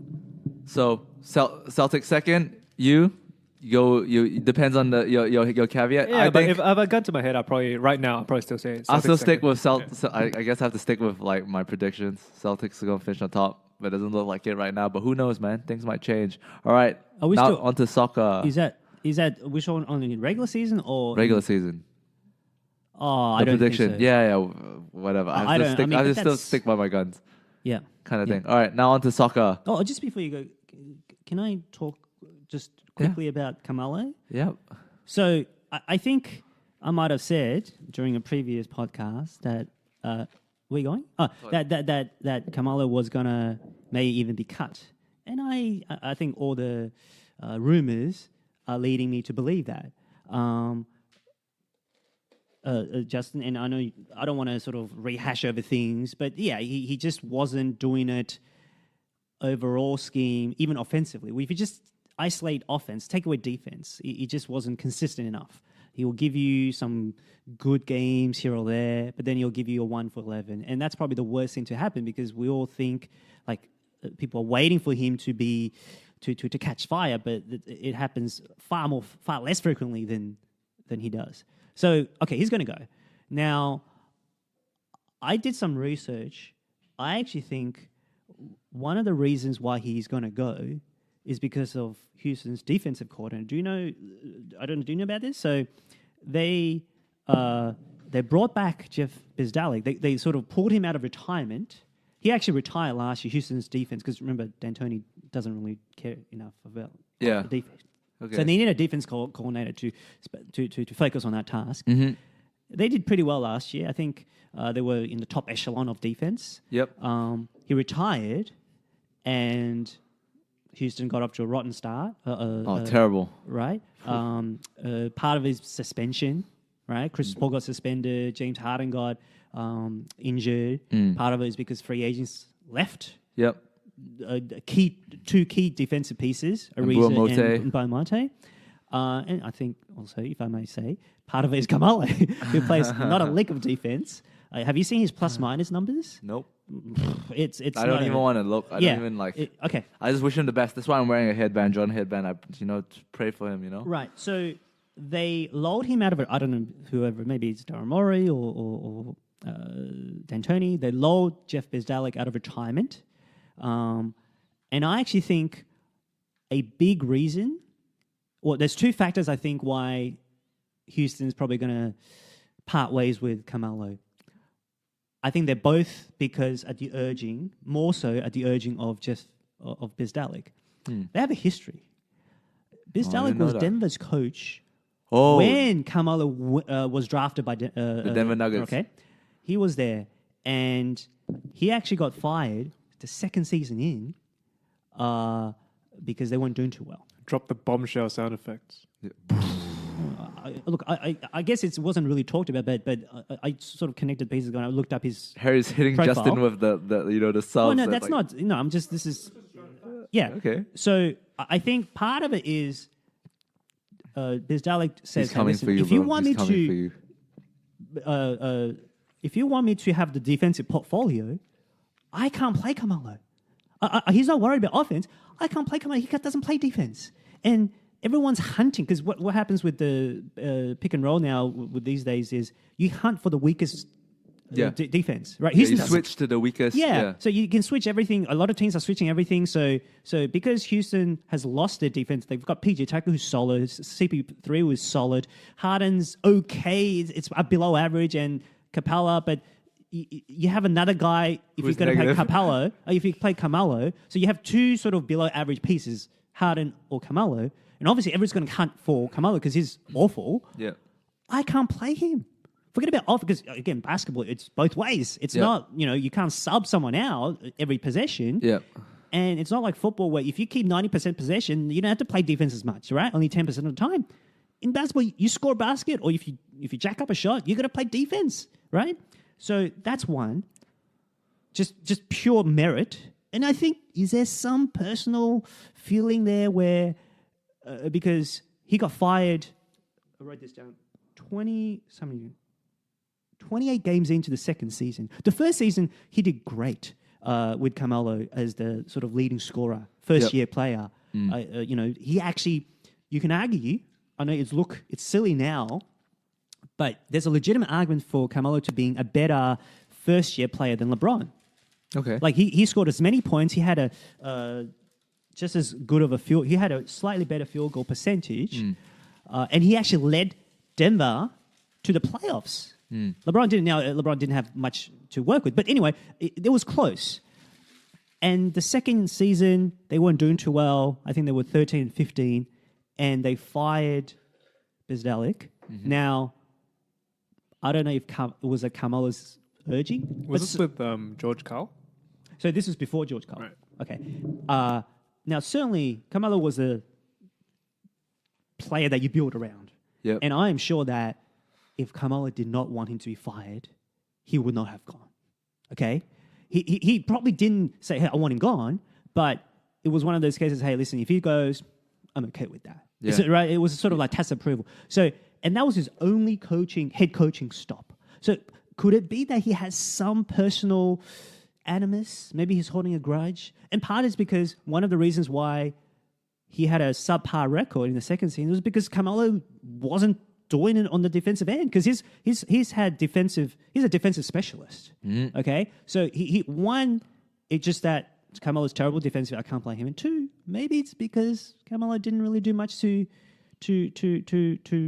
prevent him from getting the sack. He's trying to start up 10 that years Melo farewell tour early.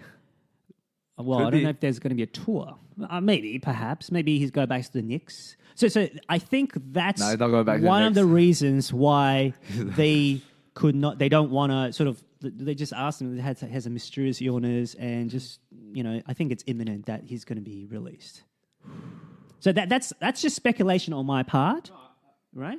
I think there's a lot of merit in that, actually. Okay. Like, I think there's a lot of merit in that.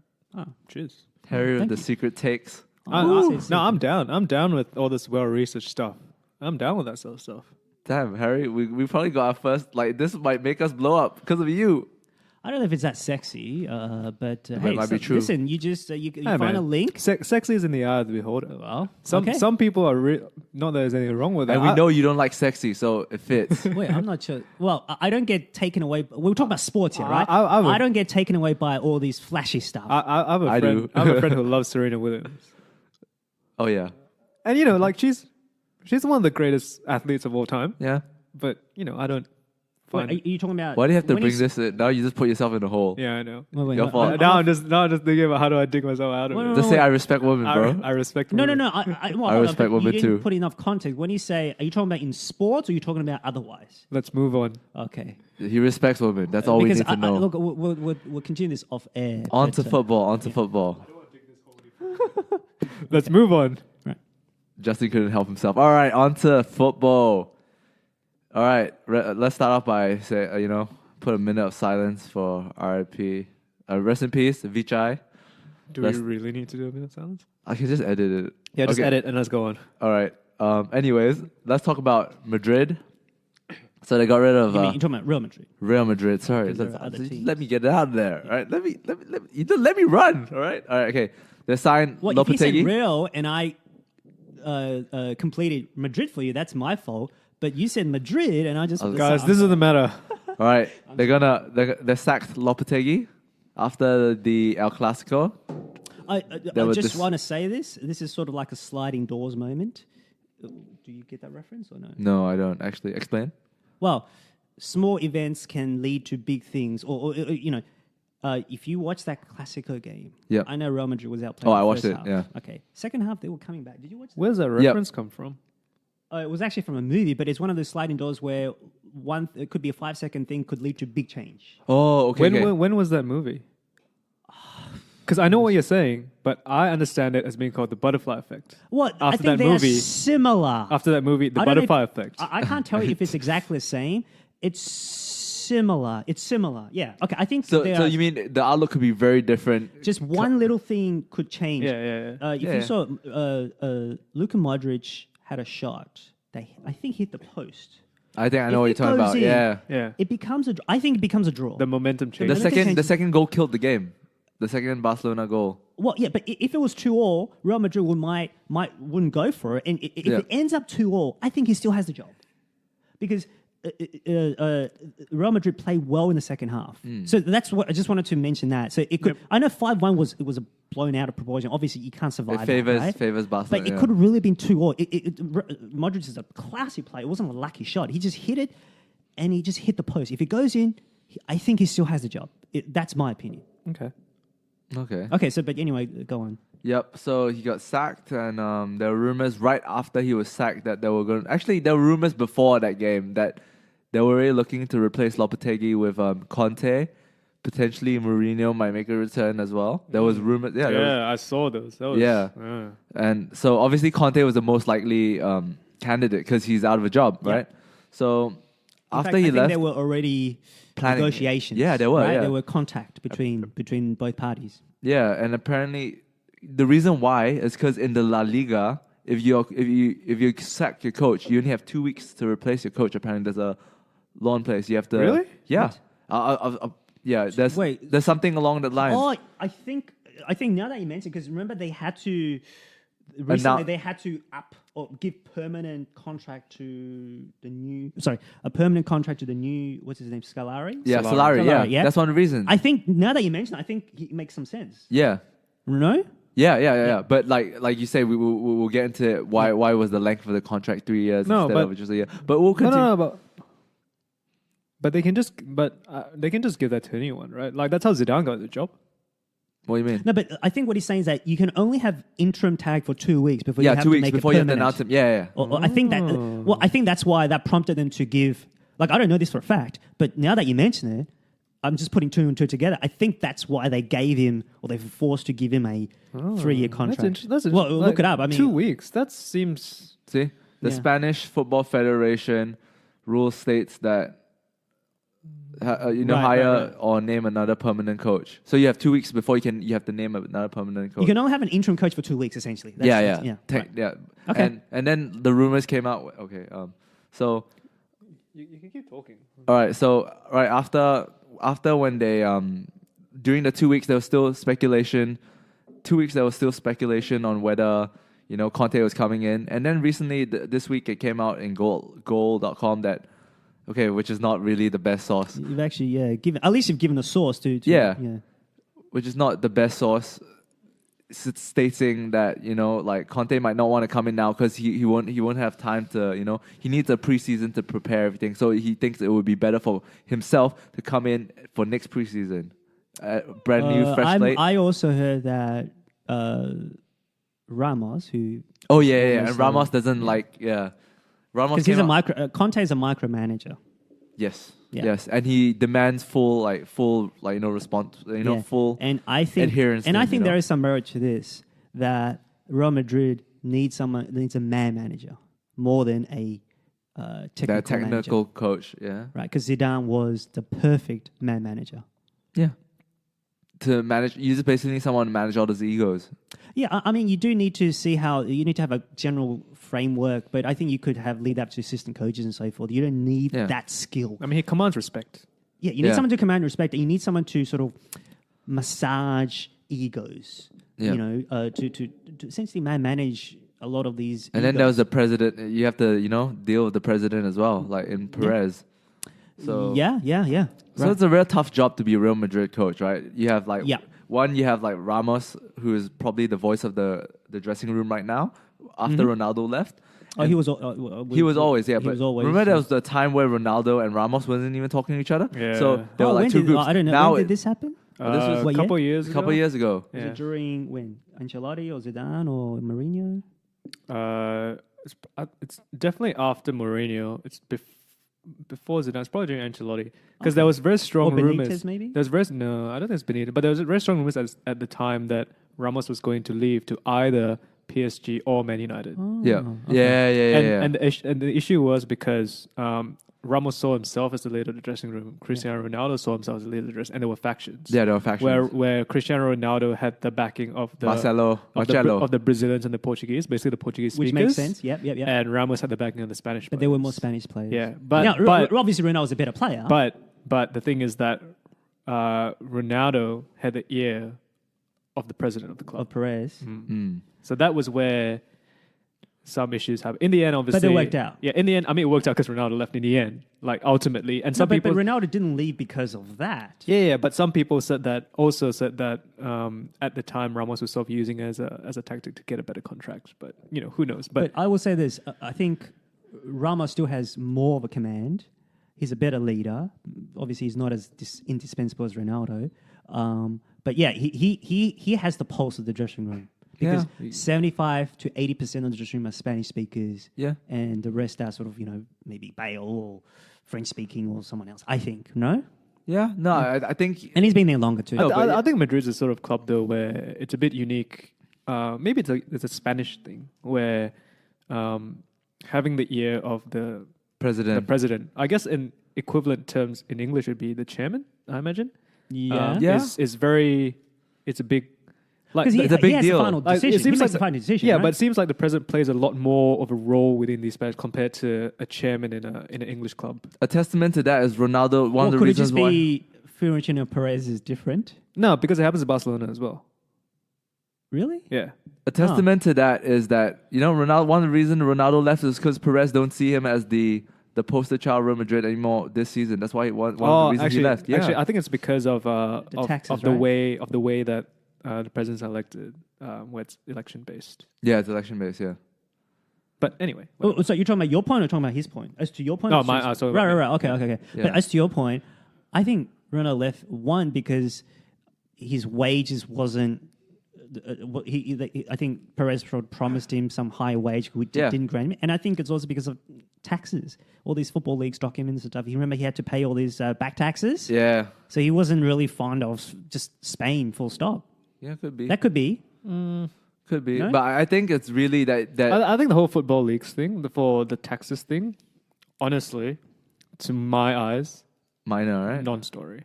Yeah, not sorry. Well, no, I'm not saying it's a story, but could it be a story that affect Ronaldo's decision making? Like he doesn't want to. He hates the Spanish. He doesn't want to give another cent to Spain if he doesn't have to. No, I don't think so. You don't think Because so? he already has a mechanism and a framework set up such that he doesn't have to worry about paying taxes for certain things. No, but that got caught out by the leaks, no? By all the documents. It did, but the question about that then becomes: is it tax evasion, tax avoidance? But he had to repay a lot of back taxes, didn't he? I think, from But- what I understand. Yeah, but So you think the motivation is okay? What do you think is the key motivation? I think that was a factor. But what's the key motivation? I doubt it's the primary factor. I think wage is probably the primary factor. No, No, I just really think that Real Madrid started like taking him for maybe not the fans, Yeah, but that's a the factor too. president. Yeah, the president. yeah, he wasn't getting. Anyway, on. whatever. Ronaldo, old story. Let's move on. Okay. Anyways, I agree with that. Overrated. Solari. So how long will he stick at the job? Well, he was Long? offered a 3. Is it a 3 year? Yeah, but like Yeah, knowing 3 Real years. Madrid, no one gives a fuck about the terms. Yeah. I didn't say that he was there for 3 years. I'm just trying to gather some facts, All right. which I wasn't aware. I wasn't that clear on. So, My bad. So what do you think? You so think- no. Is it 3? So 3 3. years from now. Sorry, 2.5 years essentially, right? 2021. Okay. I don't know whether it's mid-year 2021 or end of year, but it's 2021. Right. Yeah. So 3. Yeah. So, do you know who Santiago Solari is? Yeah, he used to play for the club, the winger, right? He used to be a winger. For a very long time. Yeah. He played on the left wing. He was in that same those same sort of modern legend Madrid teams. Galacticos. Oh, was he a good player? Well, he started for the club. He wasn't a bad player. Okay, but he's he not a wasn't. legend. He's not He was a necessarily. starter, but he's not- He's not necessarily a legend, but definitely held in high regard. Yeah. Okay. He played down that left wing with Yeah, the wing. it's him and Roberto Carlos overlap. Yeah, Roberto I Carlos. remember. He played with Is that some- when so in Morientes that was era. forward? he plays with some real legends. He played with like I mean, Raul. Roberto Carlos is a Raul. legend. Yeah, played. Yeah, Raul's a legend. No one's denying. Yeah, Raul. But I Fernando- just haven't heard of That's him. when they had Gravison and Woodgate. Slightly. He was Before. slightly before that. Fernando Hierro, Hierro, yeah. who was probably I guess if you want to put in, the Ramos of the time. He played with, of course, Zinedine Zidane. He was crossing the ball into Fat Ronaldo to score. Fat Ronaldo, So definitely Young Iker Casillas. a very respectable Solid player. Yeah. and one that, coming back to what you said around Zidane, someone that will command the respect of the players at Madrid. Okay. Right. So he definitely fits from that profile, I think. I read an interesting article saying that, about his character, about him having less of that legend respect compared to Zidane, because obviously Zidane is Zidane. Yeah.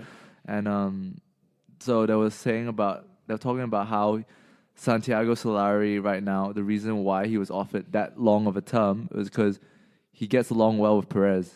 He seems to be able to pacify or make the president content. Sorry, my bad. I swear. Well, another thing is also he's the youth coach, right? Oh, yeah, He was, yeah. He was, right? So he's in the system already. Yeah. So he's been up with like Nacho and the 2 new players that he's been playing. The midfielder, I can't remember his name. Ozil and Asensio as well. So these are all the players that he's been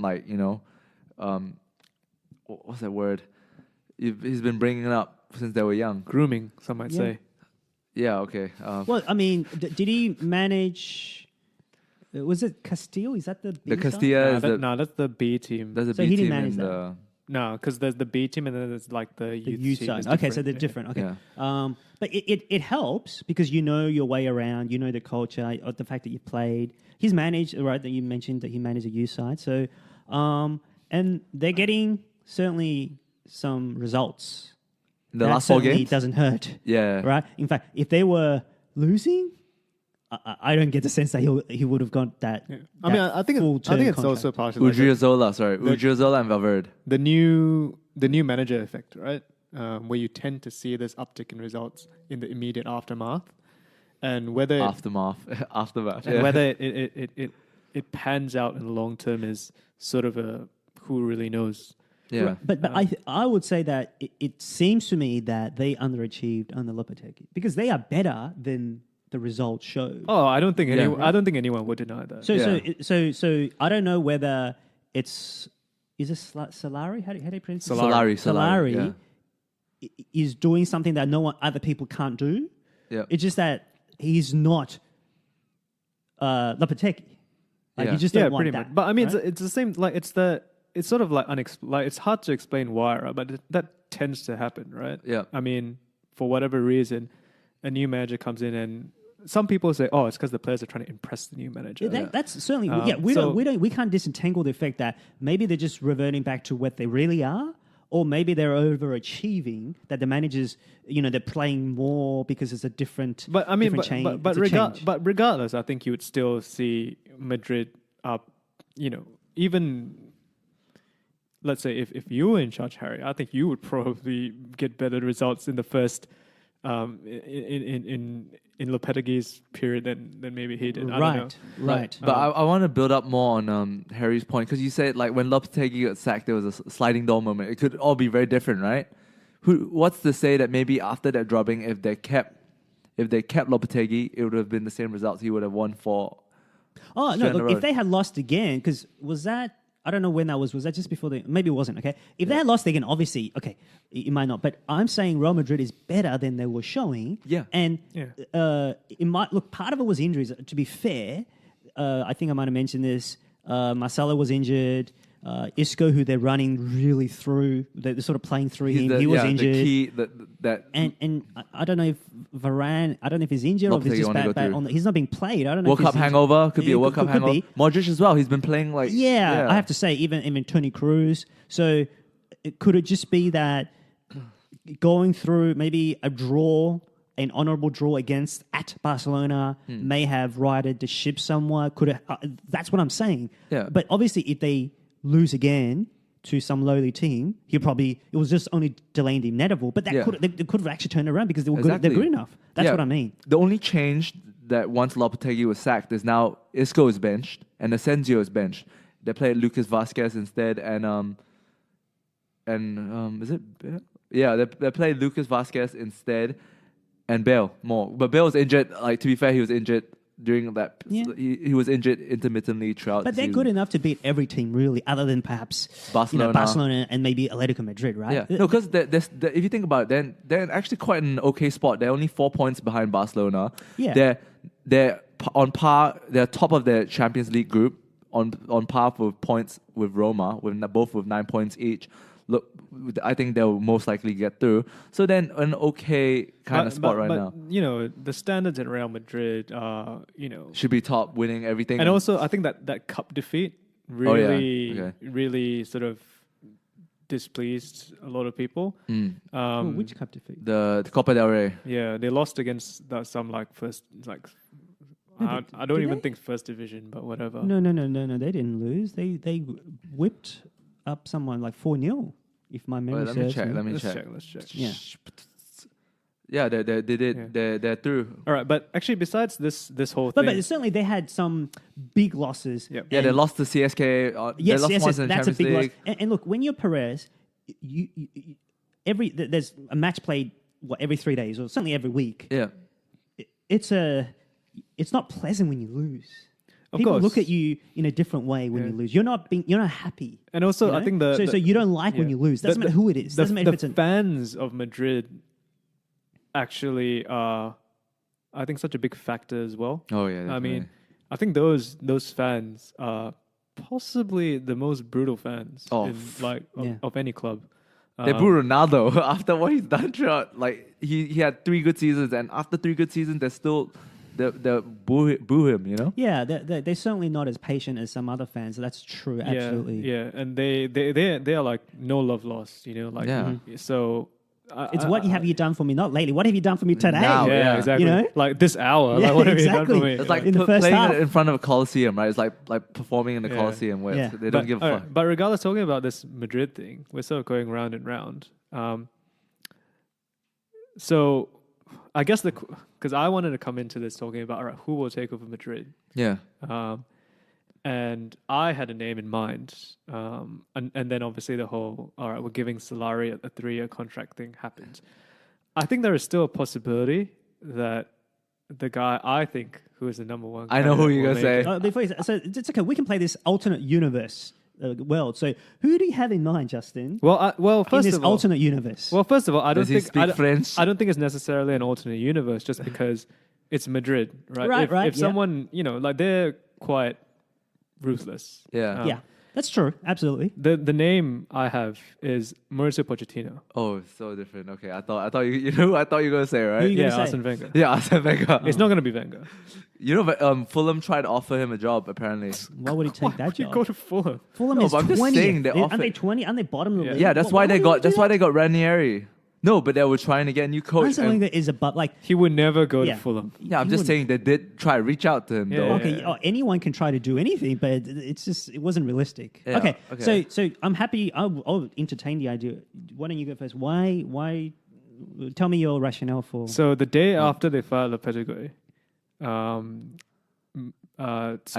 Spurs had a press conference. Spurs had a press conference before their Champions League game, and Pochettino came out very clearly and seemingly unprovoked, saying that we have the best start in the league that we've ever had, and yet I'm the unhappiest I've ever been at this club. Yeah.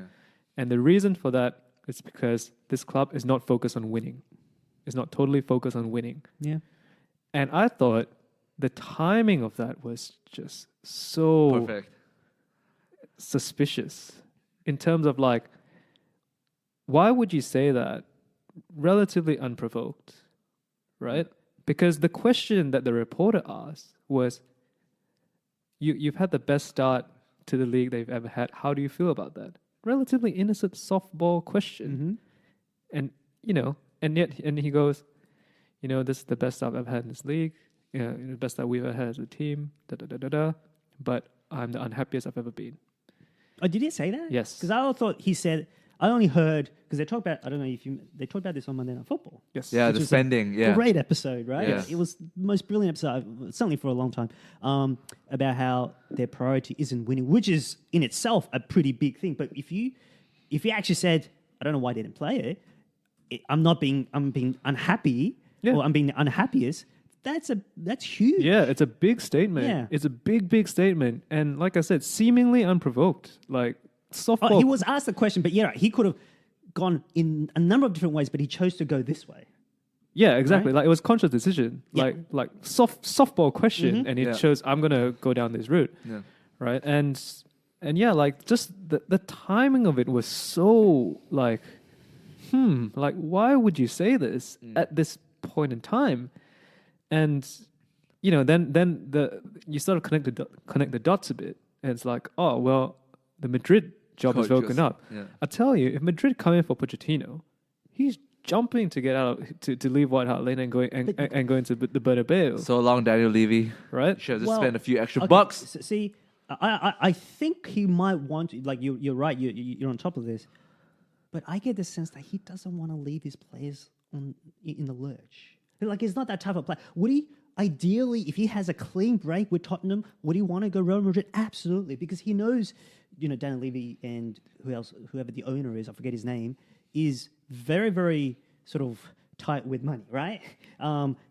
Traditionally, they don't spend a lot of money. Oh yeah, That's Daniel the Levy. episode was devoted to that, right? The $29 million net spend over the last 5-6 years. He's a good businessman.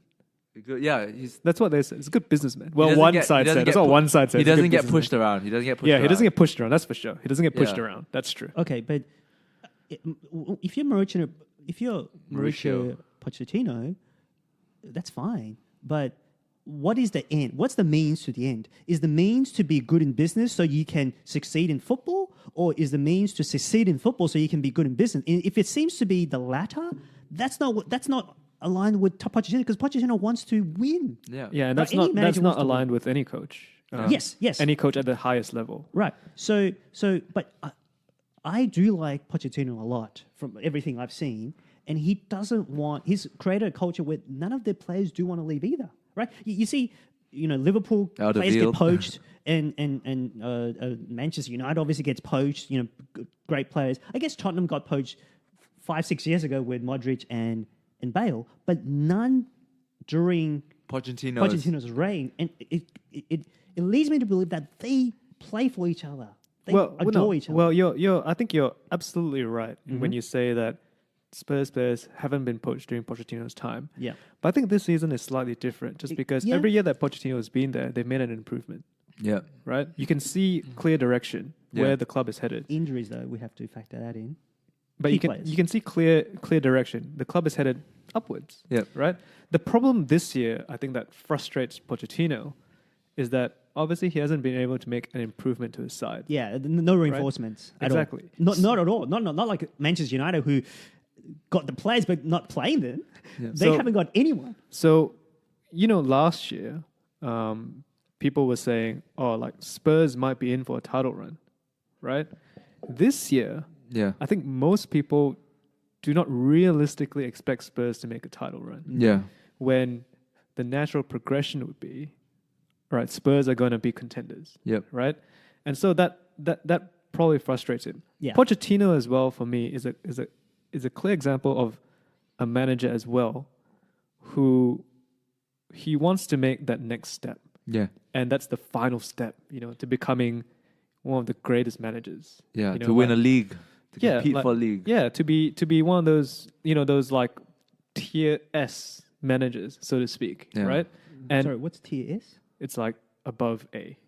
Oh, okay. But anyway, regardless. Revolution Soccer. But regardless, it's like, he wants to be, and he's primed for it, right? Like he's shown, like he's taken steps, moving up, and he's shown that he's ready for the next step. And that Madrid job, I think, appeals so much to him. I think so. But do you agree that I don't think he wants to do it the right way? He doesn't want to be, I don't know, Ancelotti. Remember, he forced his way out of PSG to go to Real Madrid, or some other manager, which loses my respect, or Jose Mourinho, for example, who couldn't wait to get, who's pining after, like, who he wants to do it the right way because he knows that the players have respected him enough not to sort of stage a transfer, like to demand a transfer request, that he wants to do it the right way as well. Well, I would agree with you. Yeah.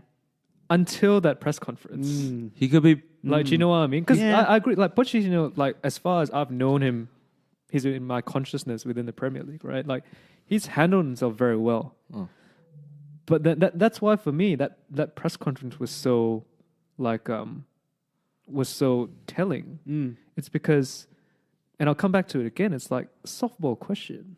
Like, why do you have to bring this up? Like, at this time, like, in this situation, like, it's so, like, why would you do it now? If I were to guess, I just think he's furious of not getting anyone in the transfer window. Yeah, no, of course. I agree. Of course. We don't know any of that because they're class enough not to bring it up, not unlike Mourinho, for example. I asked for 5 players.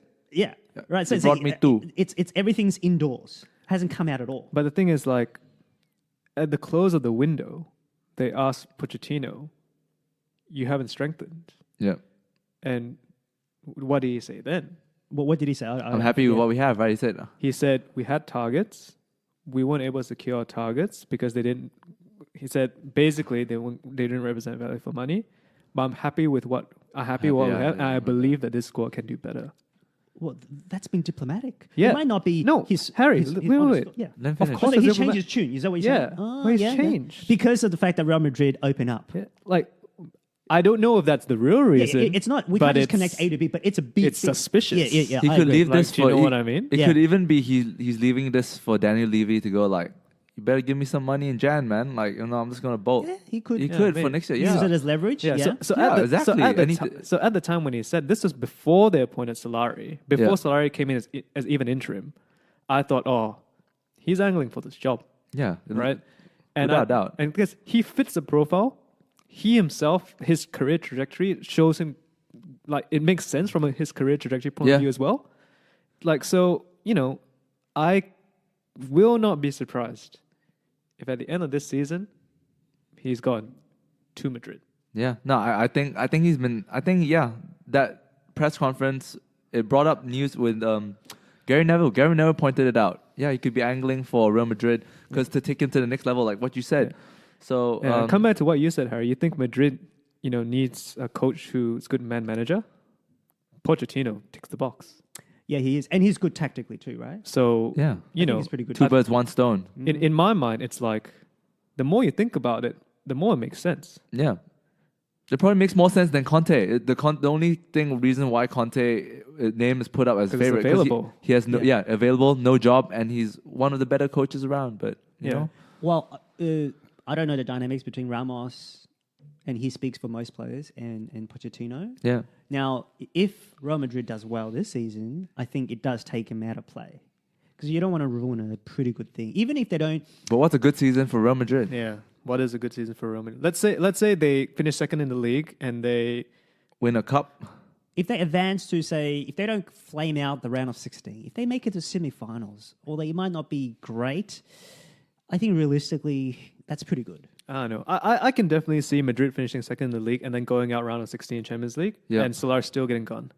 I think so too. I can see it. It's still going? Yeah, still getting done. No, I don't disagree because I think Real Madrid places emphasis on Champions League more than league. Certainly.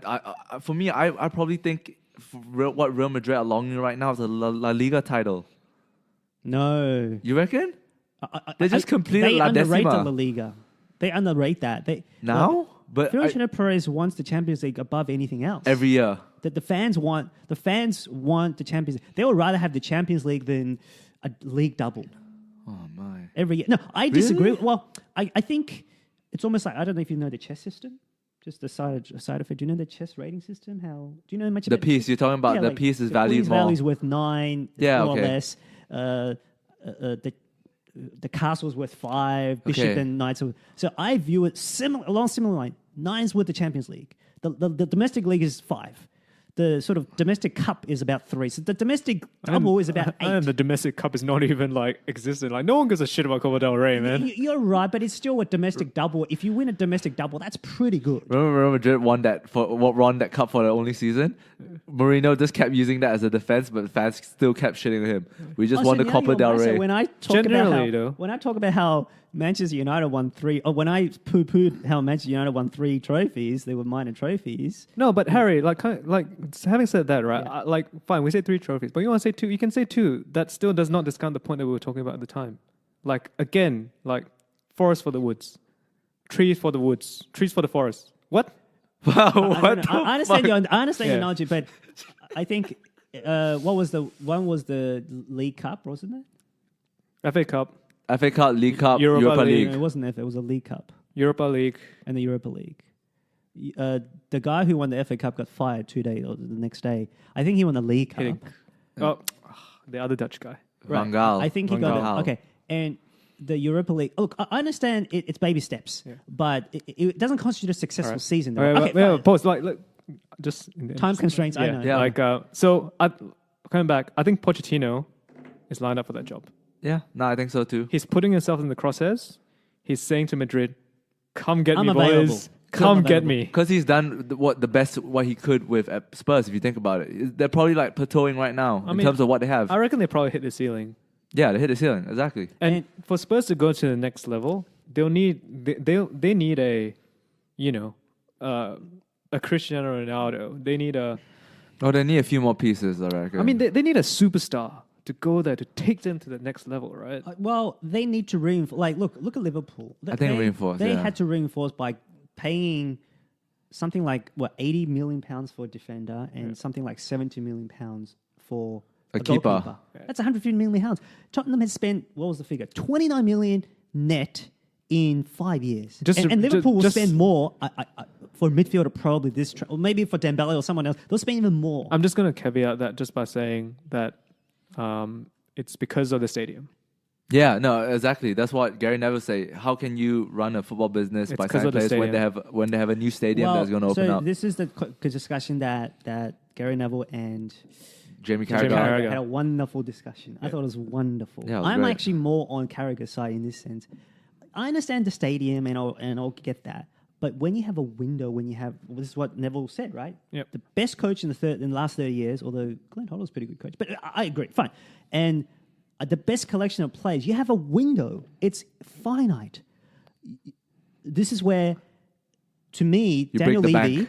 is more about he's using football success as a means to the business, and that is not what football coaches or players do, right? That's misaligned. That's why Pochettino's pissed. Yeah. No, but I agree in that sense, but I also agree, as much as you want to say all these sort of things, right? If I agree with Carragher, let's say I'm Daniel Levy and say, look, Jamie Carragher, I agree with you, but here's the thing. You're asking me to put 150 mil next year transfer budget. No one's saying it could be. It'll probably be 75. around there. Right now, it's zero. I mean, but The last season was zero, wasn't it? no, well, apparently they said money was available, but we couldn't find it. But who really knows, right? But the thing is, it's like I agree with you, but where am I going to get the money? You or are you talking about? Like if I'm Daniel Levy, I'm talking Jamie Carragher, I agree with you. Yeah. But at the end of the day, where am I going to get the money? I get that there are business considerations. It's not even a business consideration. We just don't know what the budget is. We don't know how much available funds they have. It's not even a business consideration. It's like a practical, everyday life thing, right? Where am I going to get the money? Where do any team, and this is just a question, I'm not, where do any team get their money? Is it through sponsorships and match day revenue? No, match day revenue is actually very small. Very small, compared to But commercial... compared to Broadcasting, right? commercial broadcast rights. So the Broadcast question rights. I'll ask is Tottenham spending, are they keeping it for themselves, not for the club, or are they spending the revenues that... Look, the money that they get from the commercial side of things, however it is, right? Obviously, I don't know the breakdown. the workings of it, Right. but that money, right, is not sitting somewhere in the bank, right? It's been committed It's gonna to be worked, something. yeah. It might be Is there. it all to the stadium?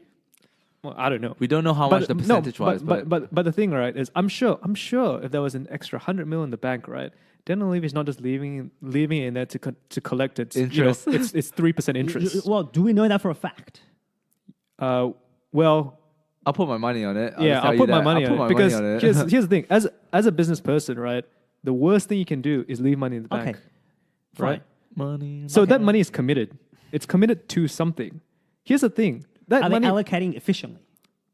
yeah, that's the question. That's the Okay. question mark. That's what Pochettino's asking. Okay, but right? what you know how people... And that's Gary Neville's argument, Okay, right? right. Because the money might be saying, for example, right?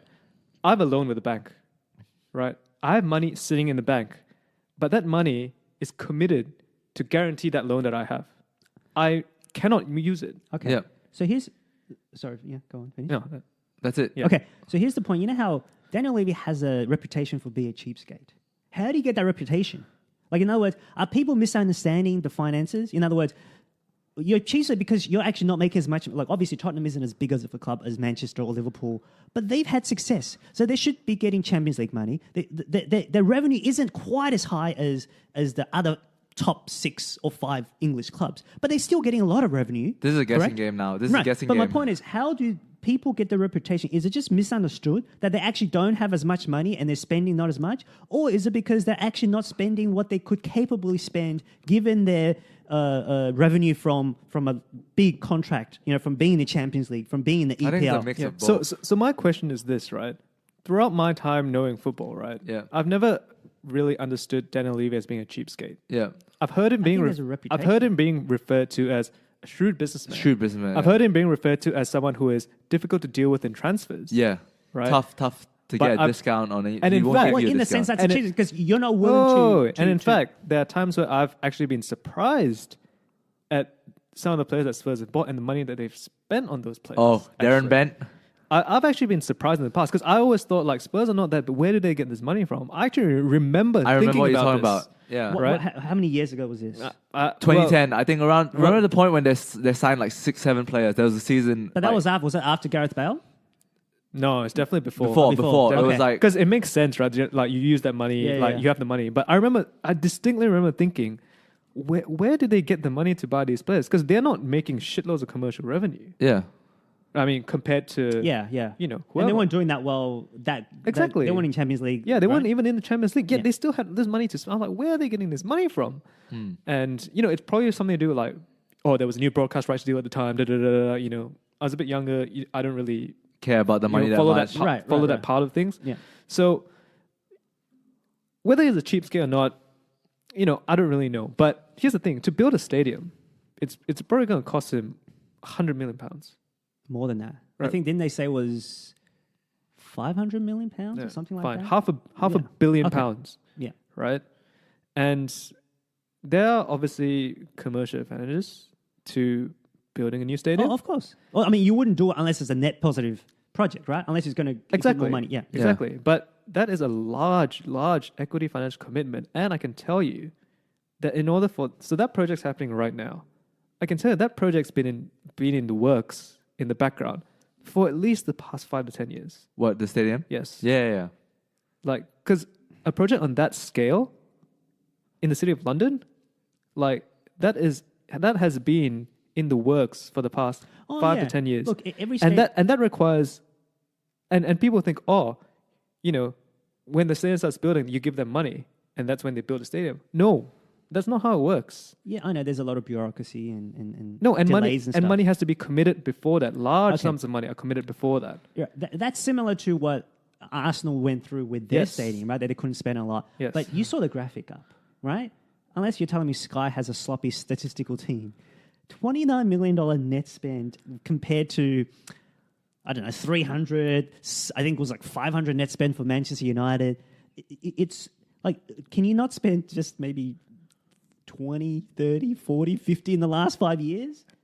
We Like, don't know. Harry, we don't know how much. I understand what you're saying, but my point is, I mean, to us, you know, we're playing Championship Manager, right? Yeah. Like money, like the words 20 mil don't mean a lot to you and me because Yeah. I've never seen $20 million in my life. No. Yeah, right. But the thing is, $20 million is a lot of money. No, okay. Yeah. So let's go to the back to that reputation of being cheap. When you said that, oh, he's a shrewd businessman. So what we're saying is he's being cheap in the sense that if another team wants you to pay, say, X amount, or Yeah. say 50 million, right? And you value him at 40, you wouldn't go 1 cent over.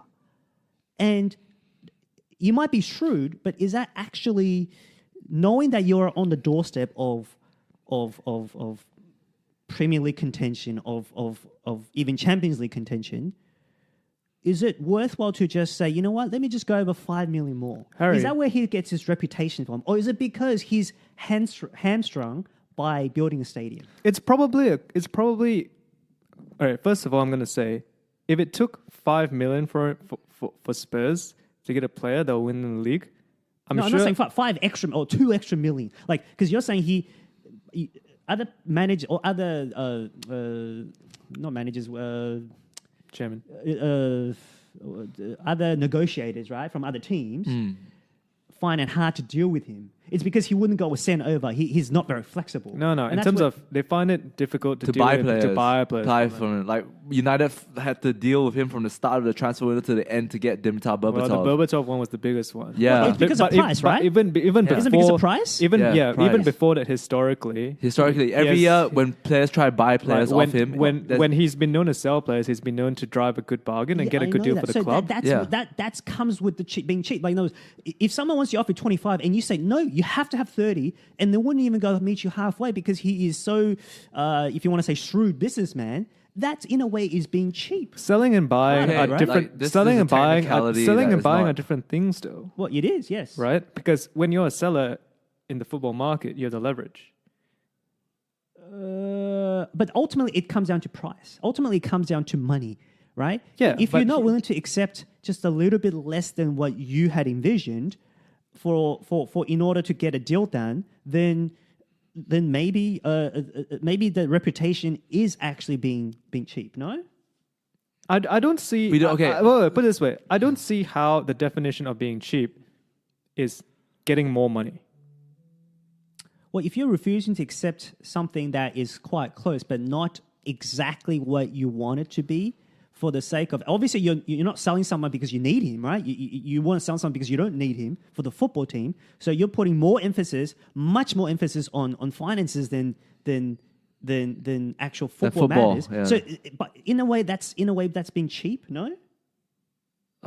Okay, I just think we're going too far in this. All right, rabbit hole. maybe we'll leave it at that. Yeah, because we don't know the finances. We don't know, Right. like you say, we don't know where the money is coming from. We just go, oh, the transfer budget is this, but where So do they the- get? But I the want to say, question- if he needs 100 mil, let's say he needs 100 mil this offseason Yeah. to put Spurs where they want to be. Again, I'm speculating, but Let's go practical. Let's say it's 20 hard. mil. Let's say 20 mil. I don't Can think you get a 20 I don't mil? think I Oh, don't think fine, you can so- get 20 mil okay, to fine. win the league. You need Okay. 100 mil so you can sign at least two good, decent players that will start for the team or will make an impact. And here's the thing: it's not even like you can spend 70 mil on a player, but they've got to pay him 350 grand a week. Yeah. Okay. Like that does not mean the player costs. And you have a new stadium No, coming no, on. get that. to the club accountant, that's not, oh, this player is 70 mil. Yeah. To the club accountant, oh, this player is $100 million player. Okay. Right. And yet you want to buy two of them. Yeah. Well, you can always sell some. Maybe not your best player. You can sell some players Who? to get something The back. squad is really so thin. Or if you're getting better players, you can upgrade essentially, right? You sell a player for 50, and you No, buy but a player their for first 70. 11, their first 11. Oh, so like, their net spend is 20. Yeah, that's better than that's almost as much as they've net Spent in spent the last- 5 years. Yeah. So I'm saying don't go up 100, go up 20 at a time. So yeah. But it depends on the situation. It Look, depends like- on the market. It depends on so many variables. like, look at their squad, right? As it is, their squad is quite thin. You're saying like sell. All right, who will you sell on that team for 50 mil? I don't know. I'm not a football. I haven't sort of studied the squad. Who's but worth 50 mil on that Spurs team? I'm not saying 50. I'm saying sell someone for 30 and buy someone for 50. Upgrade your player. Alderweireld. Upgrade your player for spend 20 net to upgrade a position. I'll just tell you this. Right? I'll just tell you So, this. so If you Al- can at least compete Okay. a little bit because everyone else is upgrading. All and right. you're going to be left in the lurch Harry. relatively to other clubs. Harry, I bet you if Alderweireld was sold to United for 60, it would be a very different outlook of what would be Spurs right now. What would be of Spurs right now? Yeah, and I'm sure that Spurs didn't Manchester sell anyone. came with 40 and Levy says, don't even come unless you get to 60 or something. Yeah, like that, yeah, you yeah, know? no. Like, I'm That- sure that's something like that. Daniel Levy. Yeah, I That's wouldn't Daniel be Levy. surprised if that's the case. That's Daniel Levy for you. But the same thing happened for United. Same thing happened with like Harry Maguire, right? Like United They came wanted down to whatever, and Leicester they said, came 50 and they want 70. yeah. Oh, okay. But Leicester's a little bit Maguire. different to Tottenham. Leicester's not in a contention to win right now. They've got their Premier League. Yeah. Right? Oh, we shouldn't make light of Leicester. It's maybe too soon. But you know my point, right? Like, well, as Tottenham is in, like, this is Carragher's point. You're in, and I know Carragher's not, like, Gary Neville's a business person, I know what so you're he has saying. more empathy for a businessman. I think Gary Carragher's Neville more of a understands football- it because Carragher has Neville Gary has Neville seen has it from businesses. the Yeah, Salford he's a business from the person. Salford side as well. Yeah, Suffolk, the club he owns. He owns And Salford. he has business deals going on. So he's more of a, so he's looking from, but No, he I runs a understand football club. Carragher's He point of owns a view football that club. because he's about winning, right? Yeah, of You course. need to put your, I'm not saying you're going to win, but you need to put yourself in a position to at least go for a win, to go for something, or else you're going to lose. It's like we said, it's like in basketball, the goal, the objectives of the GM/owner Is to win. different from the coach. Well, it's to win in the long term. Yeah, to win in the long term. Maybe who knows? Daniel Levy might be setting up this new stadium for the next era, where No, this stadium will right. pull in a lot of No, money no, that and make them obviously more is marketable. true. It could be. Obviously, you never know. it's true, but he's I know what you missing mean. out. I know what you mean. He's 'cause missing out on this prime window. I know why you're saying that because they have No. Kane, Ali. You know, they have this nice No, they have nucleus. Ali. They have this. No, sorry. I know. They're the Eriksen. best team that they've ever had in a long time. Agreed. But I sympathize with the business side of it because 'cause he owns a it's business. so easy for people to say, just come up with more money. Yeah, but where does it come from? Where does the money come from? I agree. Like, No, okay. Yes, I agree with that. But I'm saying, do you have to lose your purse strings just by 10, 20% or whatever it is? Like, because I get the sense, and maybe I'm wrong, that his purse strings is very, very tight. Okay. I know what you mean. Tighter I know than what you average. Tighter than your average top 6 club. And if you need to strike the eye while the iron is hot, because all your things, the window is open right now. I know what you mean. Right? It's like in basketball, right? Like, should you trade away all your draft picks for this star player who could Like, push you know, you over No, the line? but like I said, right? Like I think if you look at it from a business, it depends. Like you're a cost benefit guy, right? So it depends on the cost benefit in terms of like how much will I need in order to win the league? Because their next step is to win the league. That's their next step, right? And as in the evolution of Tottenham, their next step is to win the league. Yeah. Their For next the step, coach and the player, is it for the man? Is it for the owner? No. Just look at it like as For the club. For the club, their next step is to win the league. Like we are in the top 4. We challenge for top 4 now. Right? Yeah. Like it used to be, all right, we want to get into Europe. All right, they Top get into six, it. always We top want- six. top six. And now it's like, all right, we want in top 4 consistent. All right, now they're there. Next step, we want to win the league. That's a natural next step, right? How much do I need to win the league? Yeah. Tell me now, like the board will have a case. Tell me now, how much do I need to win the league? 250 million. If you come to me guaranteed. and say, I need 5 mil, I'll be like, it's not in our budget. We'll blow our budget by 5 mil this year. But if we win the league, we can get A benefit, B benefit, C benefit. That will All right, pay for might this. worth it. Right. If you tell me it'll take me 100 mil to win the league, right? I can probably, all right, let's say we win the league, we'll get A, B, C, D, E. But that still leaves me, I don't know, hypothetically in a $70 million hole. Yeah. I get what you're saying. And I'm a cost-benefit guy to the extent of this. What we need to account for is the actual players and the managers. Because if you're not giving any signs that you're actually improving, then you're going to lose your players. You're going to lose, forget about losing, you're going to lose motivation, right? Because right now, then part of their underperforming, although they've done well, is because maybe it's injuries, but also because they're not as motivated because they don't have any fresh blood. So you're on the brink of losing your best manager and losing some players because if you don't give them any signs that you are at least improving, not improving to the extent that you're going to win, but just improve incrementally every year, then your best assets are going to walk out the door, maybe sometimes for free. Harry, I see your point. Yeah. But let's say they go out and spend, let's say they go out and spend 40 million on a player, right? Like I said, if all Spurs are doing every year, it's going to be the Arsenal effect, right? If all Spurs are doing every year is their top four, their players are going to leave anyway. Yeah. Because the players want to win the league. They want to It go. depends Yeah. if they're going for it or not. In other words, it depends if they feel like they have a legitimate chance. Because this year, I don't think they feel like they have a legitimate chance of winning either. Yeah. Okay. Or contending. Let's make it simple then. How much money do you think they need to compete for the league? Realistically. I'll say 250 maybe. Well, I don't know about that, but certainly it's more than zero. Okay, Yeah, it's more than we zero. all know that. So if nothing else, for symbolism, But that, hey, realistically- we are actually trying to improve the team because right now they haven't improved the team. I think if you want to like.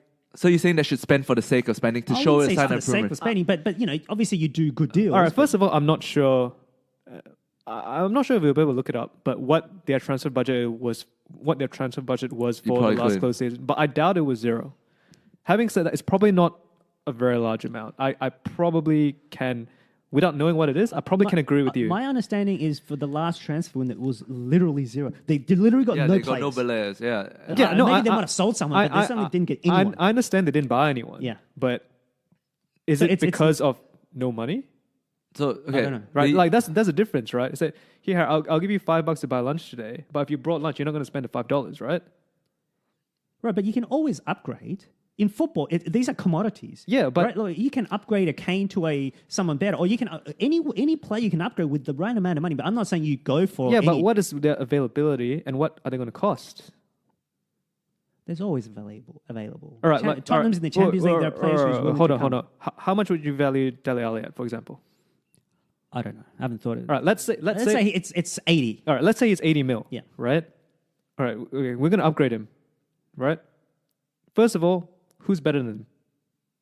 Well, I want to go with that. I think you need him, but let's just say Lucas Moura. Okay, fine. Let's say Lucas Moura. Yeah. Did they actually get him? See, they got him. Lucas They Moura got him came- for 28. So was it last year or this No, year? it was last year. Last year. Okay, so here's an upgrade, let's Yeah. say. So I'm talking about these players in the 20, 30, 40 million range. So Goria doing quite well.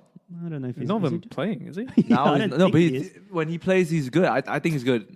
I think he's a great player. Not so sure about Okay, not so sure about that. I agree. Davinson Sanchez. There's a reason that Serge Aurier went from PSG to Tottenham. Okay, but I think he's good. Davinson Sanchez, slot right in straight away. Okay, so I mean, I guess we'll have to wait and see because I'm not saying fully Carragher, because I think Carragher's purely looking at it from football terms. Yeah. I'm saying sometimes you're looking at football to help your business. All right, let's close it up. Okay, but I think just the final point I want to make is that, and I'm not saying that this will happen, but there is a cautionary tale. Yeah. That has happened in modern times. Leeds? Yeah. That people are afraid of. Is that where you're going? And that's the Leeds United case. Yeah.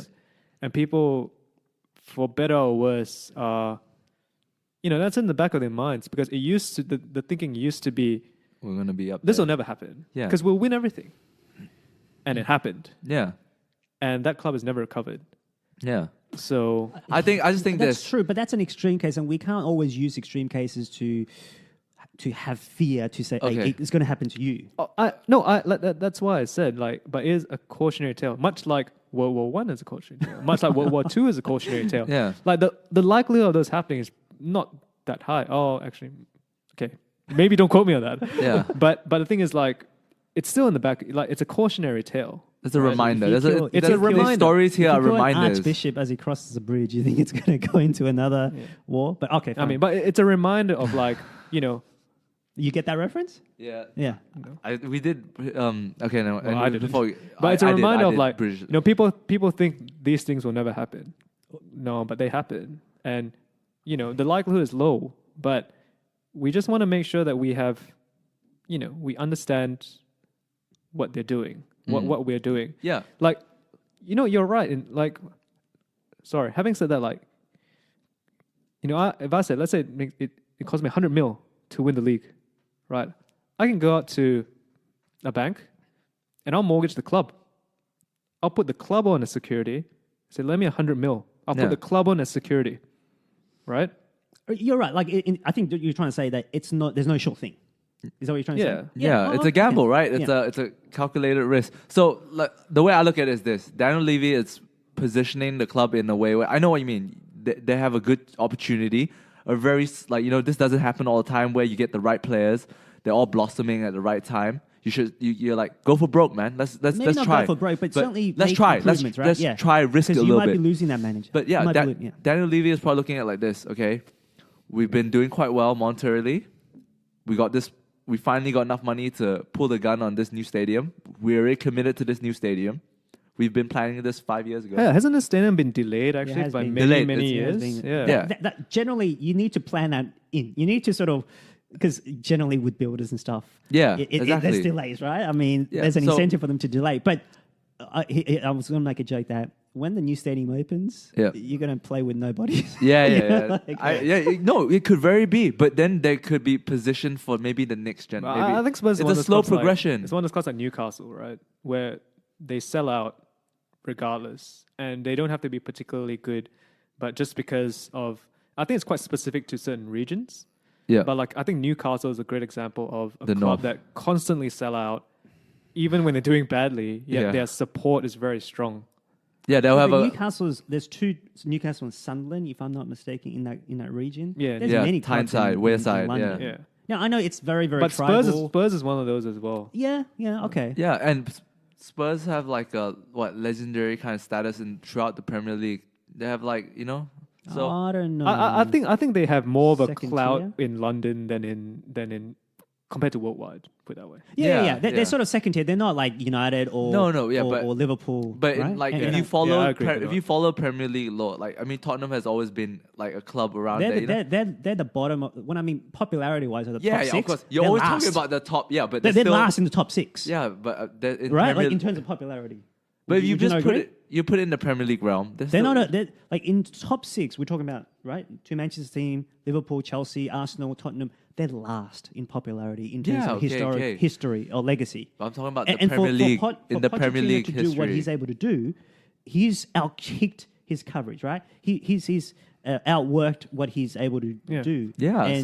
But too bad he's going to go to Madrid end of this season. Yeah, I would not be surprised. But this might be a good thing. Maybe Spurs might be a solid top 4 in the next 10 years with their new stadium.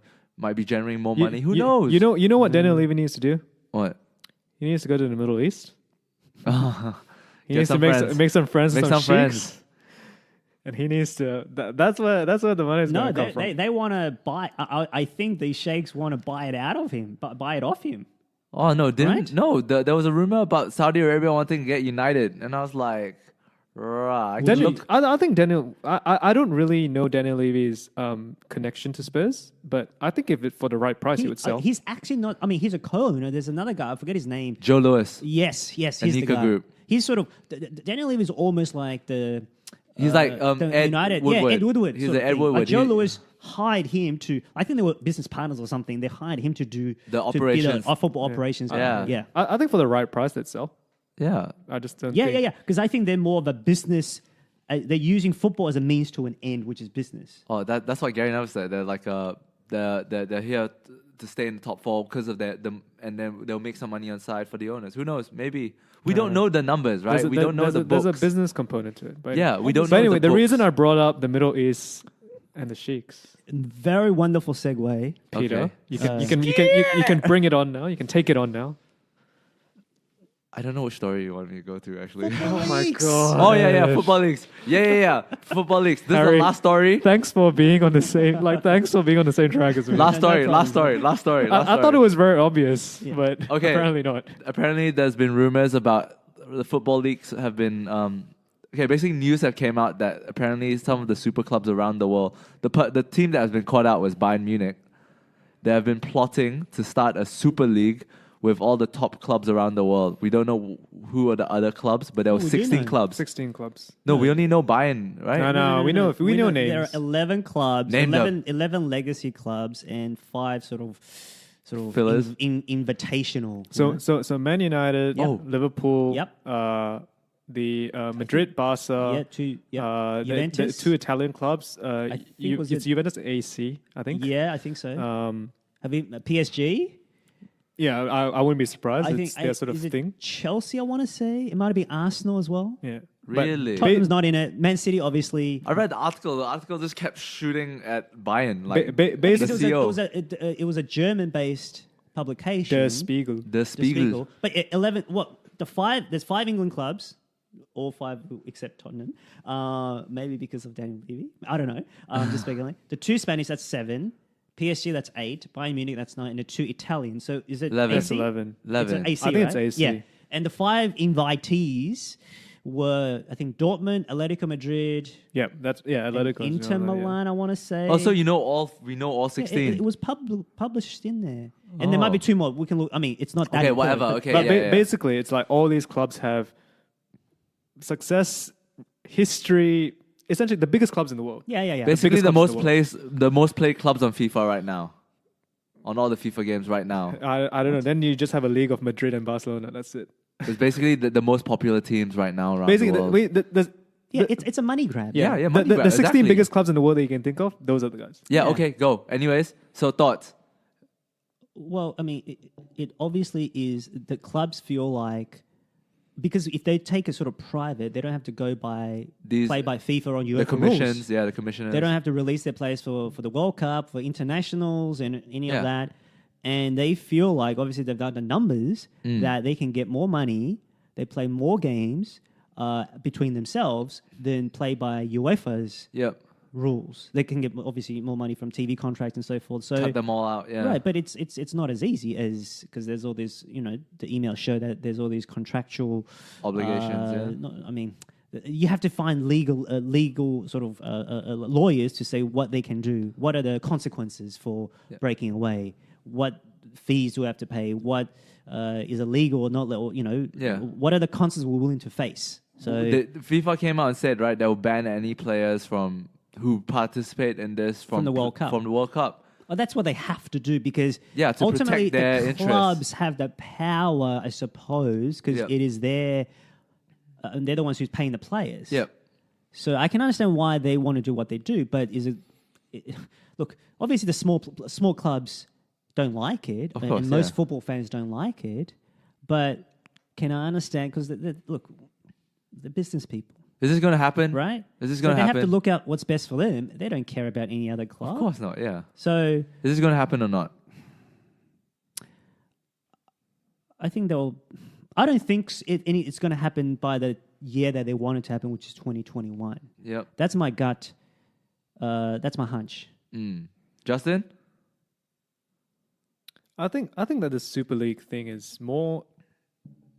What's the story? It's more talk than anything else. I think so This too. idea of a breakaway league with the biggest clubs in the world. I've heard this story since I started watching the Premier League. No, not really. Yeah. Before you go on, you know the Premier League was in itself a breakaway league. I- You know that, right? It was started from like these guys in Division 1 but it was started with wasn't it started with the participation of the FA? They got the FA on board, but I think, and I don't know this for sure, but I think it's the big clubs that say, listen, we don't want to be under the yoke of what the smaller clubs have more of us. We want to have more of a say, the big clubs. So they went to FA to say, listen, take it or leave it. And the FA, knowing that they don't have the leverage, they took it. But I think regardless, because the FA is I'm not sure actually I'm not too sure of are they private? The You FA? know, did profit? FA? Yeah. No, I'm they're pretty sure not. they're Right? not There's for profit. some government component. I think so. I think so, yes. Yeah. Whereas UEFA is, and FIFA, they're more private, right? I mean, they get tax treatments and stuff, but they're more private, I think. Yeah, I'm not 100% sure. Yeah. But We're sort of. but But yeah, the but FA is regardless, responsible for the England team, so surely it's I mean, FA is responsible for all football within England. within Yeah. So, I think that's a bit different in terms of it had the participation of the governing body Yeah. within England. But anyway, Yeah, right. I think this talk about this breakaway league, it's Nothing new. it's happened for a long time, and I just don't see it happening, at least in the near to medium term future. I think you're right in terms of saying 2021 it won't happen. I agree. Like, there's no chance in hell it'll happen by 2021. But I think a lot of it is just talk. And by the way, this is done. Well, hold on. It's not just talk. I mean, they're actually emailing. I mean, unless you're telling me the emails are sort of, is it almost, they want to get caught to. It's like a send WhatsApp group.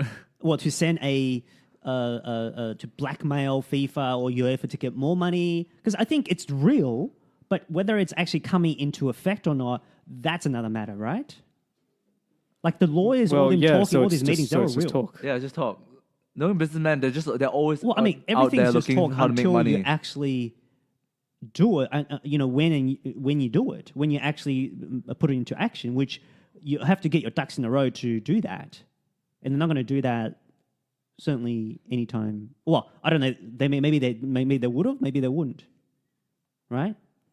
Okay, I mean, fine, Yeah. whatever you say. Yeah. I think we're arguing semantics, but regardless, I think it won't, because this whole idea of the Super League, the company behind it is the guys that are running the International Champions Cup, Oh, ICC? Yeah. ICC? which are the preseason tournaments where all those clubs are involved. They've been trying it And secretly. that's how, first of all, they get the contacts into these big clubs. Because this idea of this breakaway league has been around for a while, and it's always been sort of, I guess, different people have sort of been the guys. Oh, we're going to be the ones who are going to do it. Mm-hmm. So now the guys that come to the forefront are the ICC guys, are the International Champions Cup guys, and that's because obviously they've organized the preseason game, the tournament for a few years now, all around the world with the biggest clubs in the world. Yeah. And so that's where they get the contacts, Yeah. and that's how they get into the clubs and I guess start the conversation. And it's they got good feedback. Yeah. Like, I mean, certainly in the US, 100,000 people showing up to say Madrid and United in a meaningless game. No, the idea of the International Champions Cup is great. I mean, Yeah. like, look, they had part of the tournament here. Yeah. Yeah. Asia, America. and it makes so much sense from a marketing perspective. Yeah. For every single one of those guys to participate. Yeah. I went to an ICC game in Beijing. Oh, shit. Right? Was it good? This was like in the second year. We watched a shitty Tottenham team. Oh, okay. This is before Mauricio Pochettino. I saw the Juventus against Tottenham. I've seen the Here few- or in Malaysia? No, yeah. Oh, right. And I saw the one in Singapore. I met Peter Crouch. That guy's tall. Oh, I met Mark Hughes from Stoke. Yeah, Do you, I met a few do you players. think it was money? I mean, because you're not in England, so you don't see those players. So obviously, you think it's money worth spent, right? I think from the club's perspective, it's worth it as well because they achieve New fans. They achieve two things, right? One is they have a friendly tournament that's set up for them. Preseason, yeah. Yeah. Against quality opponents as well. against quality opponents. And the second one is that Brand exposure. Yeah, brand exposure to new parts of the world. Obviously, they wouldn't go overseas, away from the time zones unless it didn't benefit them. Yeah. Even if indirectly, because the players say, we've got to do this and we don't want to... Managers they'll used to stay home, right? Managers complain. Obviously, Managers complain all the time. Yeah. Oh, they have to fly here. It's detrimental to our... in that I mean, moment, the thing about the ICC itself, I'm not sure that argument is so strong. I know that argument is strong for like after postseason friendlies, right? Like what happened with Liverpool last year, the year before, where the day the season ended, the next week they were playing a friendly in some Asian country, and people were like, the players were like, why are we even playing this game? Yeah, the season is over. close. We want to go on holidays, Yeah. right? So I think okay, I didn't even know. I think the preseason friendlies, I think the players are more accepting of it just because, it's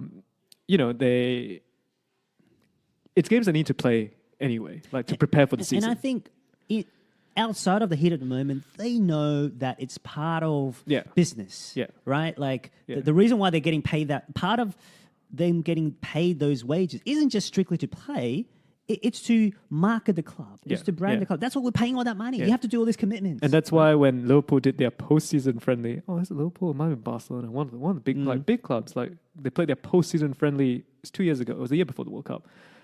There was all this talk, and like you read like rumors of like, this player said like, why do we have to do this? But the captain is being diplomatic when he talks to the press because they understand the market.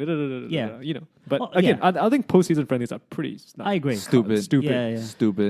But regardless, so I don't know. I just don't feel like this is an idea that'll get off the ground. There's way too many.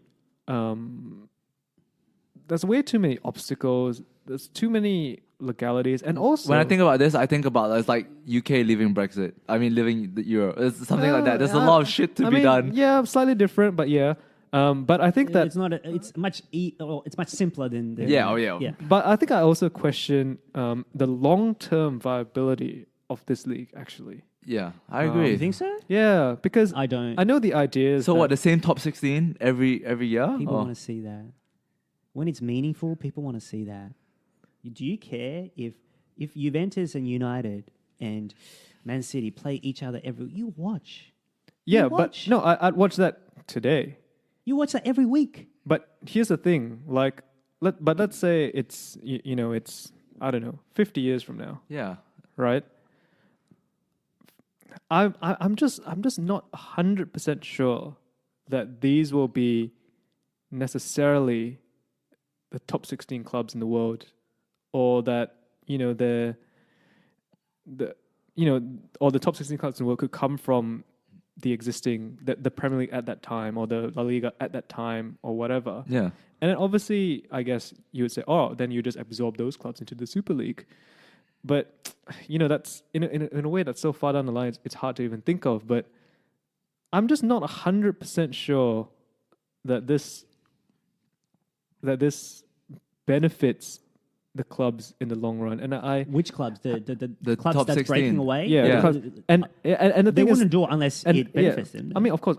Well, if they think it benefits, of course. But the thing is, it's one of those things where you have a plan, but you never know. Okay. Right. Right. So so to be honest, I don't really know why I feel that way, and it's something that I have to think about a bit more. But just my gut reaction is that for some reason, I feel that I'm not sure that this is beneficial to the clubs in the long term. I think in the short to medium term, definitely. I agree with Justin.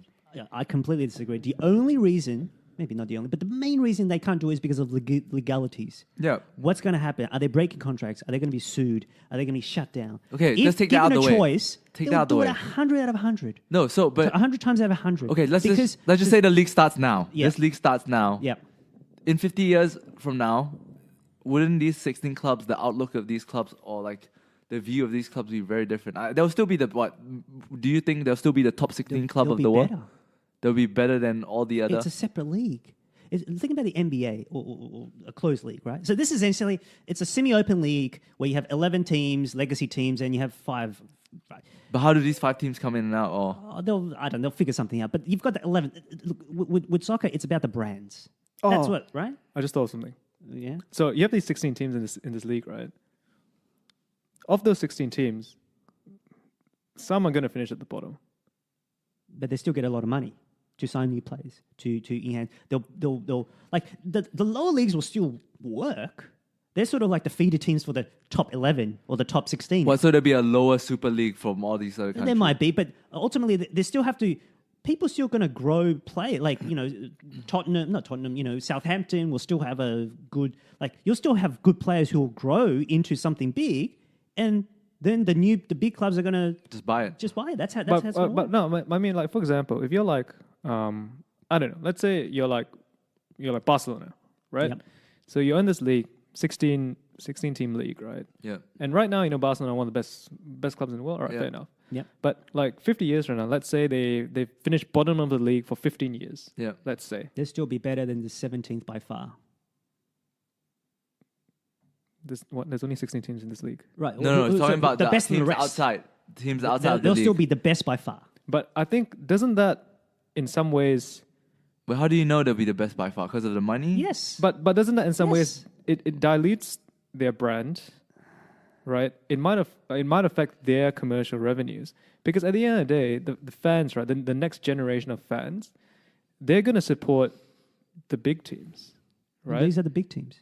Yeah, but the thing is, like, for them, right, the big teams is not going to be Barcelona because they're finishing bottom of the league every but year.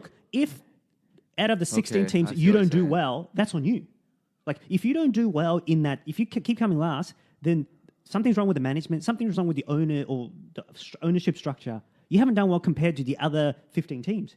So you deserve what you get out of fans abandoning you. But if you do well, then you're going to get more fans. No, but it's going to be the same situation as, for example, a La Liga, where, the fans are going to go to the consistently in the top teams. Because the criticism of football, right, is that, the teams with the most money wins because they can just buy all the best players. Generally speaking. So then the bottom teams say, we don't have a shot because we don't have enough money to invest in our team to grow. Which has right? been the case. Yeah. So he's talking about competitive balance. So wouldn't this happen in the Super League over the long term? Competitive where balance, yeah. the winners at the top, they keep winning, so the rich get getting richer. Well- These clubs who consistently finish at the bottom, they get poor. As the new generation of fans come in, all the money starts being concentrated to the very top of that It depends league. how they divide up the pie. In other words, in England, the top 4 teams, because they get Champions League money, that's a lot of money, Yeah. right? And obviously they have a legacy brand, Yep. United and stuff. Barcelona, Spain, the TV divide is a little bit more unequal, with the top 2 getting more. England is a lot more equal, which Yep. is why you have Yep. a top more competitive balance. 10th team in England is probably better relatively in that league than the 10th team in La Liga, right? Okay, yep. It's because of TV negotiations and so forth. So I think what they want to do, and just a guess, is they want to make it so the TV revenue might be distributed equally, but whoever wins gets most of it. But it's not going to be like the best team is not going to be so far ahead in terms of money, winning money, the revenue, than the 16th best team. They don't want to make it so it's going to be very unequal. If you understand what I'm saying. I Because get the what you're majority saying. of the money will be TV revenue, Yeah. right? Because and I think they want to make it so that it's going to be split more or less equally. Yeah, but I don't know. But then it'll become a scenario then of, okay, let's say hypothetically, right? Yeah. 100% of the prize money is split 16 ways. Yeah. Let's say so every club yep. receives the same amount. Let's say hypothetically, Yeah. right? There's still gonna be, actually, I'm not 100% sure, but I imagine over a long period of time there will be consistent winners and consistent losers. Not necessarily. How do they maintain competitive balance? What do you mean? How do you make the league so it's unpredictable? Well, Because because that's if you're getting all that bunch of money equally, because the reason why, if you just look at football, more or less, if you get more money, the more money you have, the more players you can get, or the better players you can get. Correct? Now, obviously, United has valued really highly, but because of their mismanagement and so forth, they're not doing as well. But generally speaking, it's the Barcelonas and Real Madrid and the Bayern who's always in it, right? Who's always sort of there. But like for example, in a Super League, in a Super League where 16 teams are the 16 best teams, right? Yeah. There's also only a finite pool of players, right? What he's trying to say is like all these other leagues that go on around the world, the Super League will be able to approach them. Yeah. Because there's more money in it. It's not a closed league in the sense like the NBA can still go to Europe to get the best European. I know what you're saying, but what I'm saying is that, there's a finite pool of players in the world. Elite players. Right? Yeah. Right? And so wouldn't those players then be incentivized to go to the consistently best teams in the Super League, leaving those guys in the mid-table in the Super League, whatever, slowly over time, sink to the bottom? You might be right, because obviously the best players, like it's about how much money you can look, within the 16 teams, there's still going to be. No, I don't think there will be. In soccer, it's a bit hard to have a cap the way that the NBA. Yeah, because it's over so many countries. Right, and all you just can't. Someone else can start a league and say, "Hey, uncapped." The Qatar Petrol League is going to come and say $1 billion salary, no salary cap, right? I can't do it. But within that band of 16, there's still going to be it's essentially big fish in big pond, whereas right now it's large fish in small pond. Essentially. Yeah. Now those fishes are all in the one pond, and they're all because they're playing against each other on a weekly or regular basis. People want to watch that. You get more TV revenue because they know they've done obviously market research and they know fans around the world will want to see that. So those 16 players will probably get double the money of say the 17th best club or whoever the best the rest is. And it's going to have and the gap is going to get growing larger and larger. Now, there's going to be, I think there's 11 legacy and there's going to be relegation and with the 5 spots. So there's always an incentive. So maybe that solves but those 11 portion of it. Because they've made themselves king, right? Because they've created this league. Yeah. Obviously, there's an incentive. Look, we're there. Yeah, but we're going to be what's the word? The mafia word. We're going to be made. We're going to be made men. Yeah, we're going to be made teams because we've founded this league. But I also think because coming back to what I said earlier, but let's say like let's say all the revenue is TV revenue, right? So 100%. Let's say they split it equally 16 ways. Let's say, right? Right. So as a club, I'm just thinking, all right, where does my other revenue come from, right? My other revenue is probably commercial revenue. Commercial. There's going to be. Well, no, that's the television. Yeah. But commercial drives maybe a lot of it because, United, the reason why they're so valuable is because of commercial, right? Because of merchandise they sell around the world, in China, in Asia, and so forth, right? Yeah. So what I'm saying is that I think over the long term, a period of time, I think it's probably likely there will be consistent winners and consistent losers. Yeah. What it then becomes is that the consistent winners will be the ones getting the majority of the commercial revenue because that's up to the club, right? That's the club's ability to market itself commercially. I assume that wouldn't be a league-wide sort of like pool system or whatever. I imagine. I don't know because I know La Liga does something like that, but regardless. And so the top clubs then because their commercial revenue is getting more and more, they have more and more money, so they'll buy all the best players. So there's no competitive balance between it's an oil and water situation, right? The oil will slowly rise to the top, and the water is just all down below. Not as much as you might think. Doesn't that hurt? Yeah, competitive balance. Doesn't it hurt? It's not necessarily about competitive balance, but because a lot of this is it's business consideration. That's what a lot of this is. It's about money, right? Well, actually, most of it is. Yeah. So if you're the guy that's unfortunate. If you're the club that's unfortunate enough to finish 16th every year, right? Like your commercial revenue suddenly, like, is nothing compared to these other guys. Oh, I don't think it's nothing. It puts you in There's still a legacy. Like, suppose, look, Arsenal is probably pretty weak in terms of relatively against the big clubs, but Arsenal is still a popular club. If you go to Asia, it has the prestige, it has the brand. Like, people don't just throw out that even if Arsenal hasn't won a single trophy in the last 10 years, people still support Arsenal. Yeah, same goes for Chelsea. Same goes for look. But do you know the reason for that? What do you tell me? It's because they're in leagues where they still remain relatively competitive, right? Because they're still Arsenal are still finishing top 4. You know what I mean? But they haven't. They don't come No, close they to haven't for the winning. last 2 seasons. But No, yeah, but I know they what don't you come mean. close to winning. But think about clubs who historically have great pedigree as well. Clubs like Nottingham Forest, Yep. That's old, right? man. Clubs like Blackburn Rovers. not Blackburn Rovers. They won a league. Blackburn Rovers never won a European Championship. You know, think clubs like Aberdeen. Yeah, like for example, Red Star Belgrade, very topical, right? You know, But they were never a big club. I mean, not any team, but a lot of teams like Porto, and so they can Champions League. They can just go on a hot streak and win a title. And no, but for example, a team like Nottingham Forest, right? At the time, consistently winners of multiple European Cups. Mm-hmm. You want to talk about pedigree? They have historical pedigree. They fell off so hard, and now no one gives a shit about them. I'm not qualified enough. It's a long time ago. Different era. It wasn't the modern football where it's a lot more money involved. But look, Manchester United they haven't won, sorry to say, anything major for 5 years. Hold your tongue, Harry. They're the second, in fact, They're the most valuable. They're the most valuable soccer club. Money-wise, It's because yeah. of legacy. They're not really getting a lot of Champions League money. They're not really getting, they're getting just as much. They're not getting as much money as City. They're they're nowhere close to the City team, but they're still up there in terms of commercial revenue. But All right, I think we're looking at this possibly Your last point. possibly from it's a time frame thing, right? In the past 10, 15 years, they have been successful, right? They've won leagues, they've won Champions Leagues, right? Yeah. I'm talking like if this Super League goes on for 50 years, I agree right? with In the long term, yeah. right? I think they'll end up being consistent winners, consistent losers, and those consistent losers will probably lose a bit of their clout.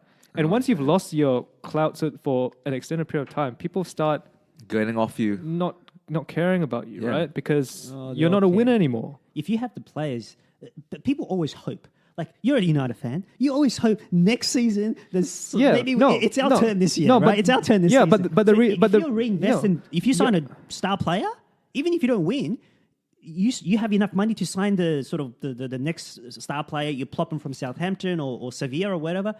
You're going to get the But fans. Harry, the reason is because United finished second last season, right? It's not because United finished 18th.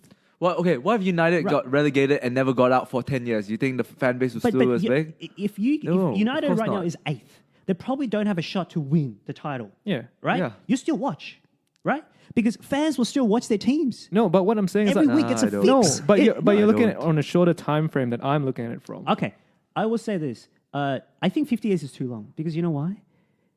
The owners might be a new league. Well, it's not. The owners are going to... They don't care in 50 years. They care about the next 20 years. They're going to die. Who cares? They think about the next 20 years. How can I make the most money in my lifetime? All right, okay, Right? anyways, let's Fernando close out. Perez is thinking about himself. I want to win trophies Let's in close- my lifetime. I'm not thinking 50 years ahead. The thing is, Like, as a business person, yes, you want to look ahead in perpetuity, like Amazon and you know, Jeff Bezos, Apple, or Google, whatever, right? Tesla, But yeah, whatever, these football owners, they don't really care as much. They care about and they're going to sell it. so by the way, some of these clubs that are being mooted to go into the Super League, first of all, they're public. I don't know All the of them? structure. Not all of them. don't Some think of Some them. are public. Barcelona United's might be public. the only one. No, United's public. Man United's public. On the New York Stock Exchange.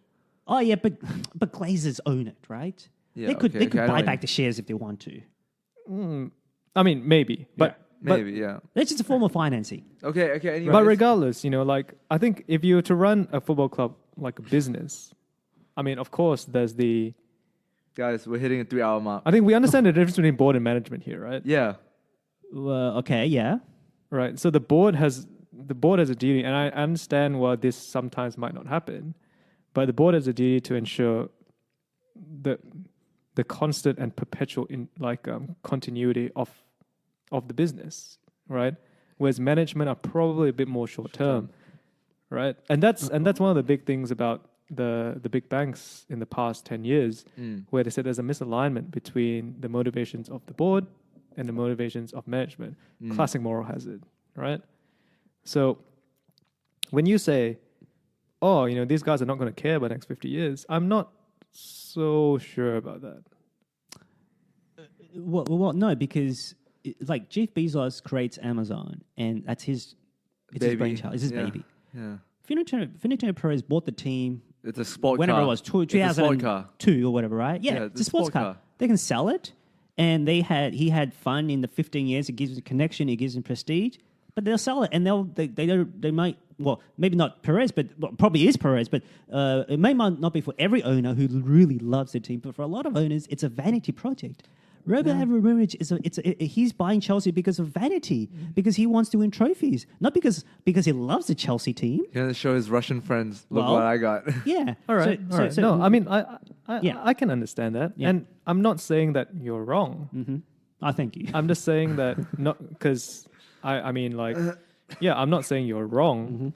I'm just saying But I'm just saying that He's just putting another point. yeah, like I mentioned initially, I'm still trying to come to terms with why I think this, and you know, No, I see my what gut you're my saying. gut feeling is still I feel long term it doesn't benefit the clubs, but I think I need to think more about it why I think so. But I think that's probably where my line of I think gut you- reaction comes from. I think you're looking at which is business. If you know about anything about business, how you value shares is profits profits in perpetuity, right? Yeah. If you Earnings look at per the share. lifespan of the owners owning a club, it's probably 8 to 12 years. That's the lifespan they're looking at, right? So I would. I understand where you're coming from, but I think they're not looking at it as an ongoing concern the way that managers or owners do in the corporate world. Yeah. Okay, I'm not all right, sure close it even out. like 25 years, for example, is that, you know, All right. what the time frame would be. Okay, let's But just go. I'm open to your to your idea, and I can see you being your point of view being the way it turns out. Yeah. So let's just end with like. So yeah, just to put a final capper without being Yeah. the top. The only reason why it hasn't happened is because of legalities. I Yeah. think that's the only reason. Okay. Yeah. Let's just end with. Do you want this to happen? Would you like for this to happen? I'm torn because selfishly I do want to see it, but I understand for the little teams. I don't. No, I don't. I'm want to see simple. I don't, and it's also, I believe like what you brought up, right? If the money makes sense, everyone will buy into it. People will be even willing to be in the Super League B, you know, because it's gonna make money, right? Yeah, but I also think So- like part of the reason that people want this idea of like these big clubs playing each other every week, it's a kind of romantic idea because when you hear you know, it's like Man City against Barcelona. Yeah. Big game, got to watch it. But it I think loses part the of value. part of it is because Really? it's once a year or twice a year. Yeah. If it's happening every single week, Do you It get tired of loses the it. top 6 contests? Which I think from my memory, it takes place. There's 38 weeks, 38 games. Yep. 30 weeks of the year, there's a big 6 contest. I Yeah. look forward to it. You know, I don't look forward as much if there's none out of the 8 weeks, more or less, of the year. I don't. So that's my honest feeling. So I understand for the small clubs, and so that's why I'm torn. I'm being honest here. But I do look forward to the big clubs playing against each other. Yeah, but yeah, I think of course. I think if you play it week after week after week after week, It loses. That's what I'm trying to say. 50 years, in 50 years, it loses the value. It loses No, but not even in 50 years. I think even in 5 years, it loses a bit of its. England right now has the top 6, which is right. Yeah. Lately, it was used the top 4. Now it's top 6. So there's 30 games every year. Does that lose value for you? When Tottenham plays Chelsea next, or Manchester City plays Chelsea, do you look forward to that more than say if Chelsea plays Everton, for example?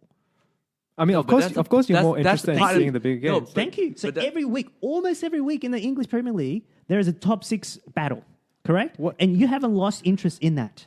What I'm saying is that part of the reason people love the Champions League, right? And they, especially the knockout stages, Yeah. a lot of people, You look at the draw and you a lot want of that people, draw. like miss over the group stage. A lot of people love the knockout stages, Yeah. right? And it's because, oh man, like Juventus are playing, Yeah. Real Madrid. Like, oh, got to wake up for that game, Oh right? yeah, fuck Bayern, Arsenal again. I think it becomes different if it's okay, prime every example. single week thing. Bayern, Arsenal. People got tired of that shit. It happened like 4 times in Yeah, a row. that's true. Well, that's it's actually a true. mismatch. That's why. Right? It's more because it's a mismatch. But don't you think in a Super League there will be that? There will be mismatch? mismatches. Perhaps, but just Because like, Bayern are in the Super League and so are Arsenal. Yeah. So again, let me ask you a question. Exactly. Do you get sick and tired of a top 6 clash, which will happen? Is it Tottenham and Chelsea? Or Depends on whatever? the frequency. But there's 30 weeks of the year, more or less, out of the 38 weeks. So it's almost every week, right? There is a top 6 clash. Do you get sick of that? No, but there's no variance in teams, right? It will be like, for example, this 50 years, there will be no variance in teams. But there hasn't been a variance in top 4, top 6 in the Premier League for the last however many years. Well, there's a variance 3 years ago. But these other fixtures do play a part in making the league, right? Well, the question is, do you look forward to the top 6 more so than when it's when I'll just take it this. It's easier if you when- ask when they the whole play package. against- No, just ask for the whole package. Harry, Could I see? Okay, would I rather watch 50 years of the Premier League, Champions League, 50 FA years. Cup? Don't look 50 years. Okay, 10 years. We might Even not be around in 5 50 years, Okay, years. 5 years. Yeah. Would I rather watch 5 years of the Premier League, FA, like this whole set of competition, or just that Super League? Yeah. I'll go with the current thing we have. Harry, I love to eat char kway teow. I cannot eat that in Melbourne because it's terrible in Melbourne. So every year when I go back to Malaysia, I look forward to eating that shit. Okay. That is one of the highlights of my trip. Thanks for telling us. If I'm I- trying to connect. I'm trying to make So that connection. so that's a special moment for me because it Yeah. happens once a year. If I eat that shit every single day, I will kill myself. Yeah, don't be greedy. Greed is greed. But hold on, but you've got that satisfied, but there are other things that you can look forward to without having to look forward to. You don't like. I understand what you're saying. You feel that you could get tired, but I'm saying right now we don't get tired of the top 6, and there is enough of You're a just saying variance. that now. You're just saying that now. Well, have you gotten tired of the top 6 top 6 teams? No, but It's happened the last 4 or 5 years, really. Right? No, but it's set up in that way where there's breaks in between, so you value it. It's valuable because it's like a few. But it happens every week, virtually every week. There's a top 6 contest. So could you watch that if it was just top 6 teams It's the whole not. season? It's not unmissable. It's not unmissable football. But do you look forward Yeah. to that more than not? If it was, forget about Manchester, but say Man City versus Everton, would you rather watch that than Man City versus Tottenham? But you understand that 8 years ago, Man City Everton is a Used to top be big. 6 competition. Is a Yeah. top 6 tie as well. Like you understand that. Everton used to be top 4. Was never traditionally a top 4 team, right? In Well, the Premier What's League traditional? But In the Premier League era. What about Tottenham? Tottenham just rose to top 4 prominence only in the last 5 years. Era. Yeah, Okay, or the let's give you top 5 6. years. Yes. Yeah. So it changes. We're trying to say variety changes things. Not really. Manchester, Arsenal, Chelsea, City wasn't Liverpool. there. City wasn't the top City 6 wasn't team. there. They've only been relevant the past 10 years. That's an exception because of Chelsea obviously- wasn't as there. well. Chelsea as well. See, it changed. No, These are not exceptions, but you know what I mean. They were artificially pumped money to get to that spot. it's like now you're saying, okay, just for example, your favorite meal is steak, and you've been given the option to eat that. It's not the same thing. If you're eating the same food, I get that. But if you have a variety of steak and lamb and like, but still, it's prawn fixed. and- It's fixed to that 16. Harry, do you agree with the idea that when something special becomes common, it's no longer that special? Agreed. I get your point, but if you look at the NBA, you tune in when big teams play, and the big teams play maybe 2 or 3 times a week, right? When there's a little team, it doesn't sort of get your juices going. This is the same It thing does with. for me. So essentially, it's a 6-team league with all the best players. It's essentially the equivalent of an NBA of European soccer, essentially. And they play week in, week out. We don't get sick of the NFL. We don't get sick of the NBA. But the teams, the good teams, Yeah. so to Changes speak, in the changes in the NBA. Okay, I did sport economics. like the league. Yeah. The league changes. It in changes terms of- more because it has a salary cap. there are there are the sports NBA like system. soccer cannot have a salary cap because for various reasons. Like baseball doesn't have a salary cap. We don't get sick of the Yankees. I don't remember you supported the Yankees. I don't know. Yeah, if you're I actually know what you're talking about. The Yankees had a Yankees, Red yeah. Sox. They play that quite often, and people want to see that. So people do want to see this. Now, there is this, sometimes the romance is somewhat lost because there's sort of no giant killing minnow making a run. Yeah. That's true. But in return, you get to see the best teams, the Higher best players pedigree games. every week. And I think we might kid ourselves. We might want to sort of say, I Okay, don't like okay. that. But we want to see But it. I think, Yo, guys, I we're think, 3 hours, I agree 10 with minutes. you. But I think that's short term. The best teams every single week, that's that. short term because eventually 2-3 there'll be years. consistent winners and there'll be consistent losers. Yeah, this goes to And the so ultimate. you're no longer. Look, you said it yourself. Wasn't the Premier League set up to be the best clubs. Yeah, but money, like, why is Chelsea up there? Because of money, right? Abramovich's money. Why is Manchester City? Because of Sheikh Mansour's money. The UAE's money, right? Or is it UAE? One of the Emirates' money, Abu Dhabi, I think. Why is PSG and there's a lot of certain clubs which wasn't there are there now because of money, and those 16 clubs were sharing a much bigger slice of the pie. It's what's stopping Arsenal in the Super League getting taken over by, I don't know, like name me another someone from outside or someone from inside. It's outside, another Emirati country that has not bought a club yet, right? What they get taken? Oh, what they get taken over by like Nigerians, right? Nigeria's full of oil. Well, they get taken over by Nigerians, they pump $5 billion into the club. Or the scam Jolo after. Like, won't the same thing happen? I would say that they would rather take over Arsenal versus any other club because they're in the league. But maybe they'll tweak it enough to say, hey, listen, if you consistently do terribly, you're out of the league. Oh, I don't know. Something will happen to say, because there is a demand for football around the world. It's the world sport, and there is enough money. There's enough demand to get rich contracts to deal with them themselves rather than to go through UEFA. Yeah, but like I said again, I think that's short term, because once you get these clubs playing each other every single week, if it goes on for years and years and years. Like if it goes on for Arsenal's years, not going to play every week. No, it's the same fixtures every week. It's the same. It's like the top 6. There are 16 teams, so you're not. But it playing. changes. Okay, fine. Yeah. Like, let's not argue this. Okay, let's end it. The AFL has 18 teams, right? Plenty of teams. There's enough variances to the team change. Who is good? The and who winners is not change. changes. Right, but The the winners- whole season, you don't play each other every week. Okay. You don't Fuck see the it. same. Okay, guys, I'm taking fixtures. executive control. All right, fuck. We've been here for 3 hours, 15 minutes now. So let's just end. Okay, I think we all said this. We'll clarify this one more time. Yes. Do you want this to happen, Harry? It's not about whether I want this to No, happen. no, I do just you want- no, I just wanna see ask what you. is going. Like, I think Answer the I'll question. be lying to myself to say that I don't want this to happen. So he No. wants it to happen. No, same. You know why? Because greed is bad. oh, Fine. so that's yeah.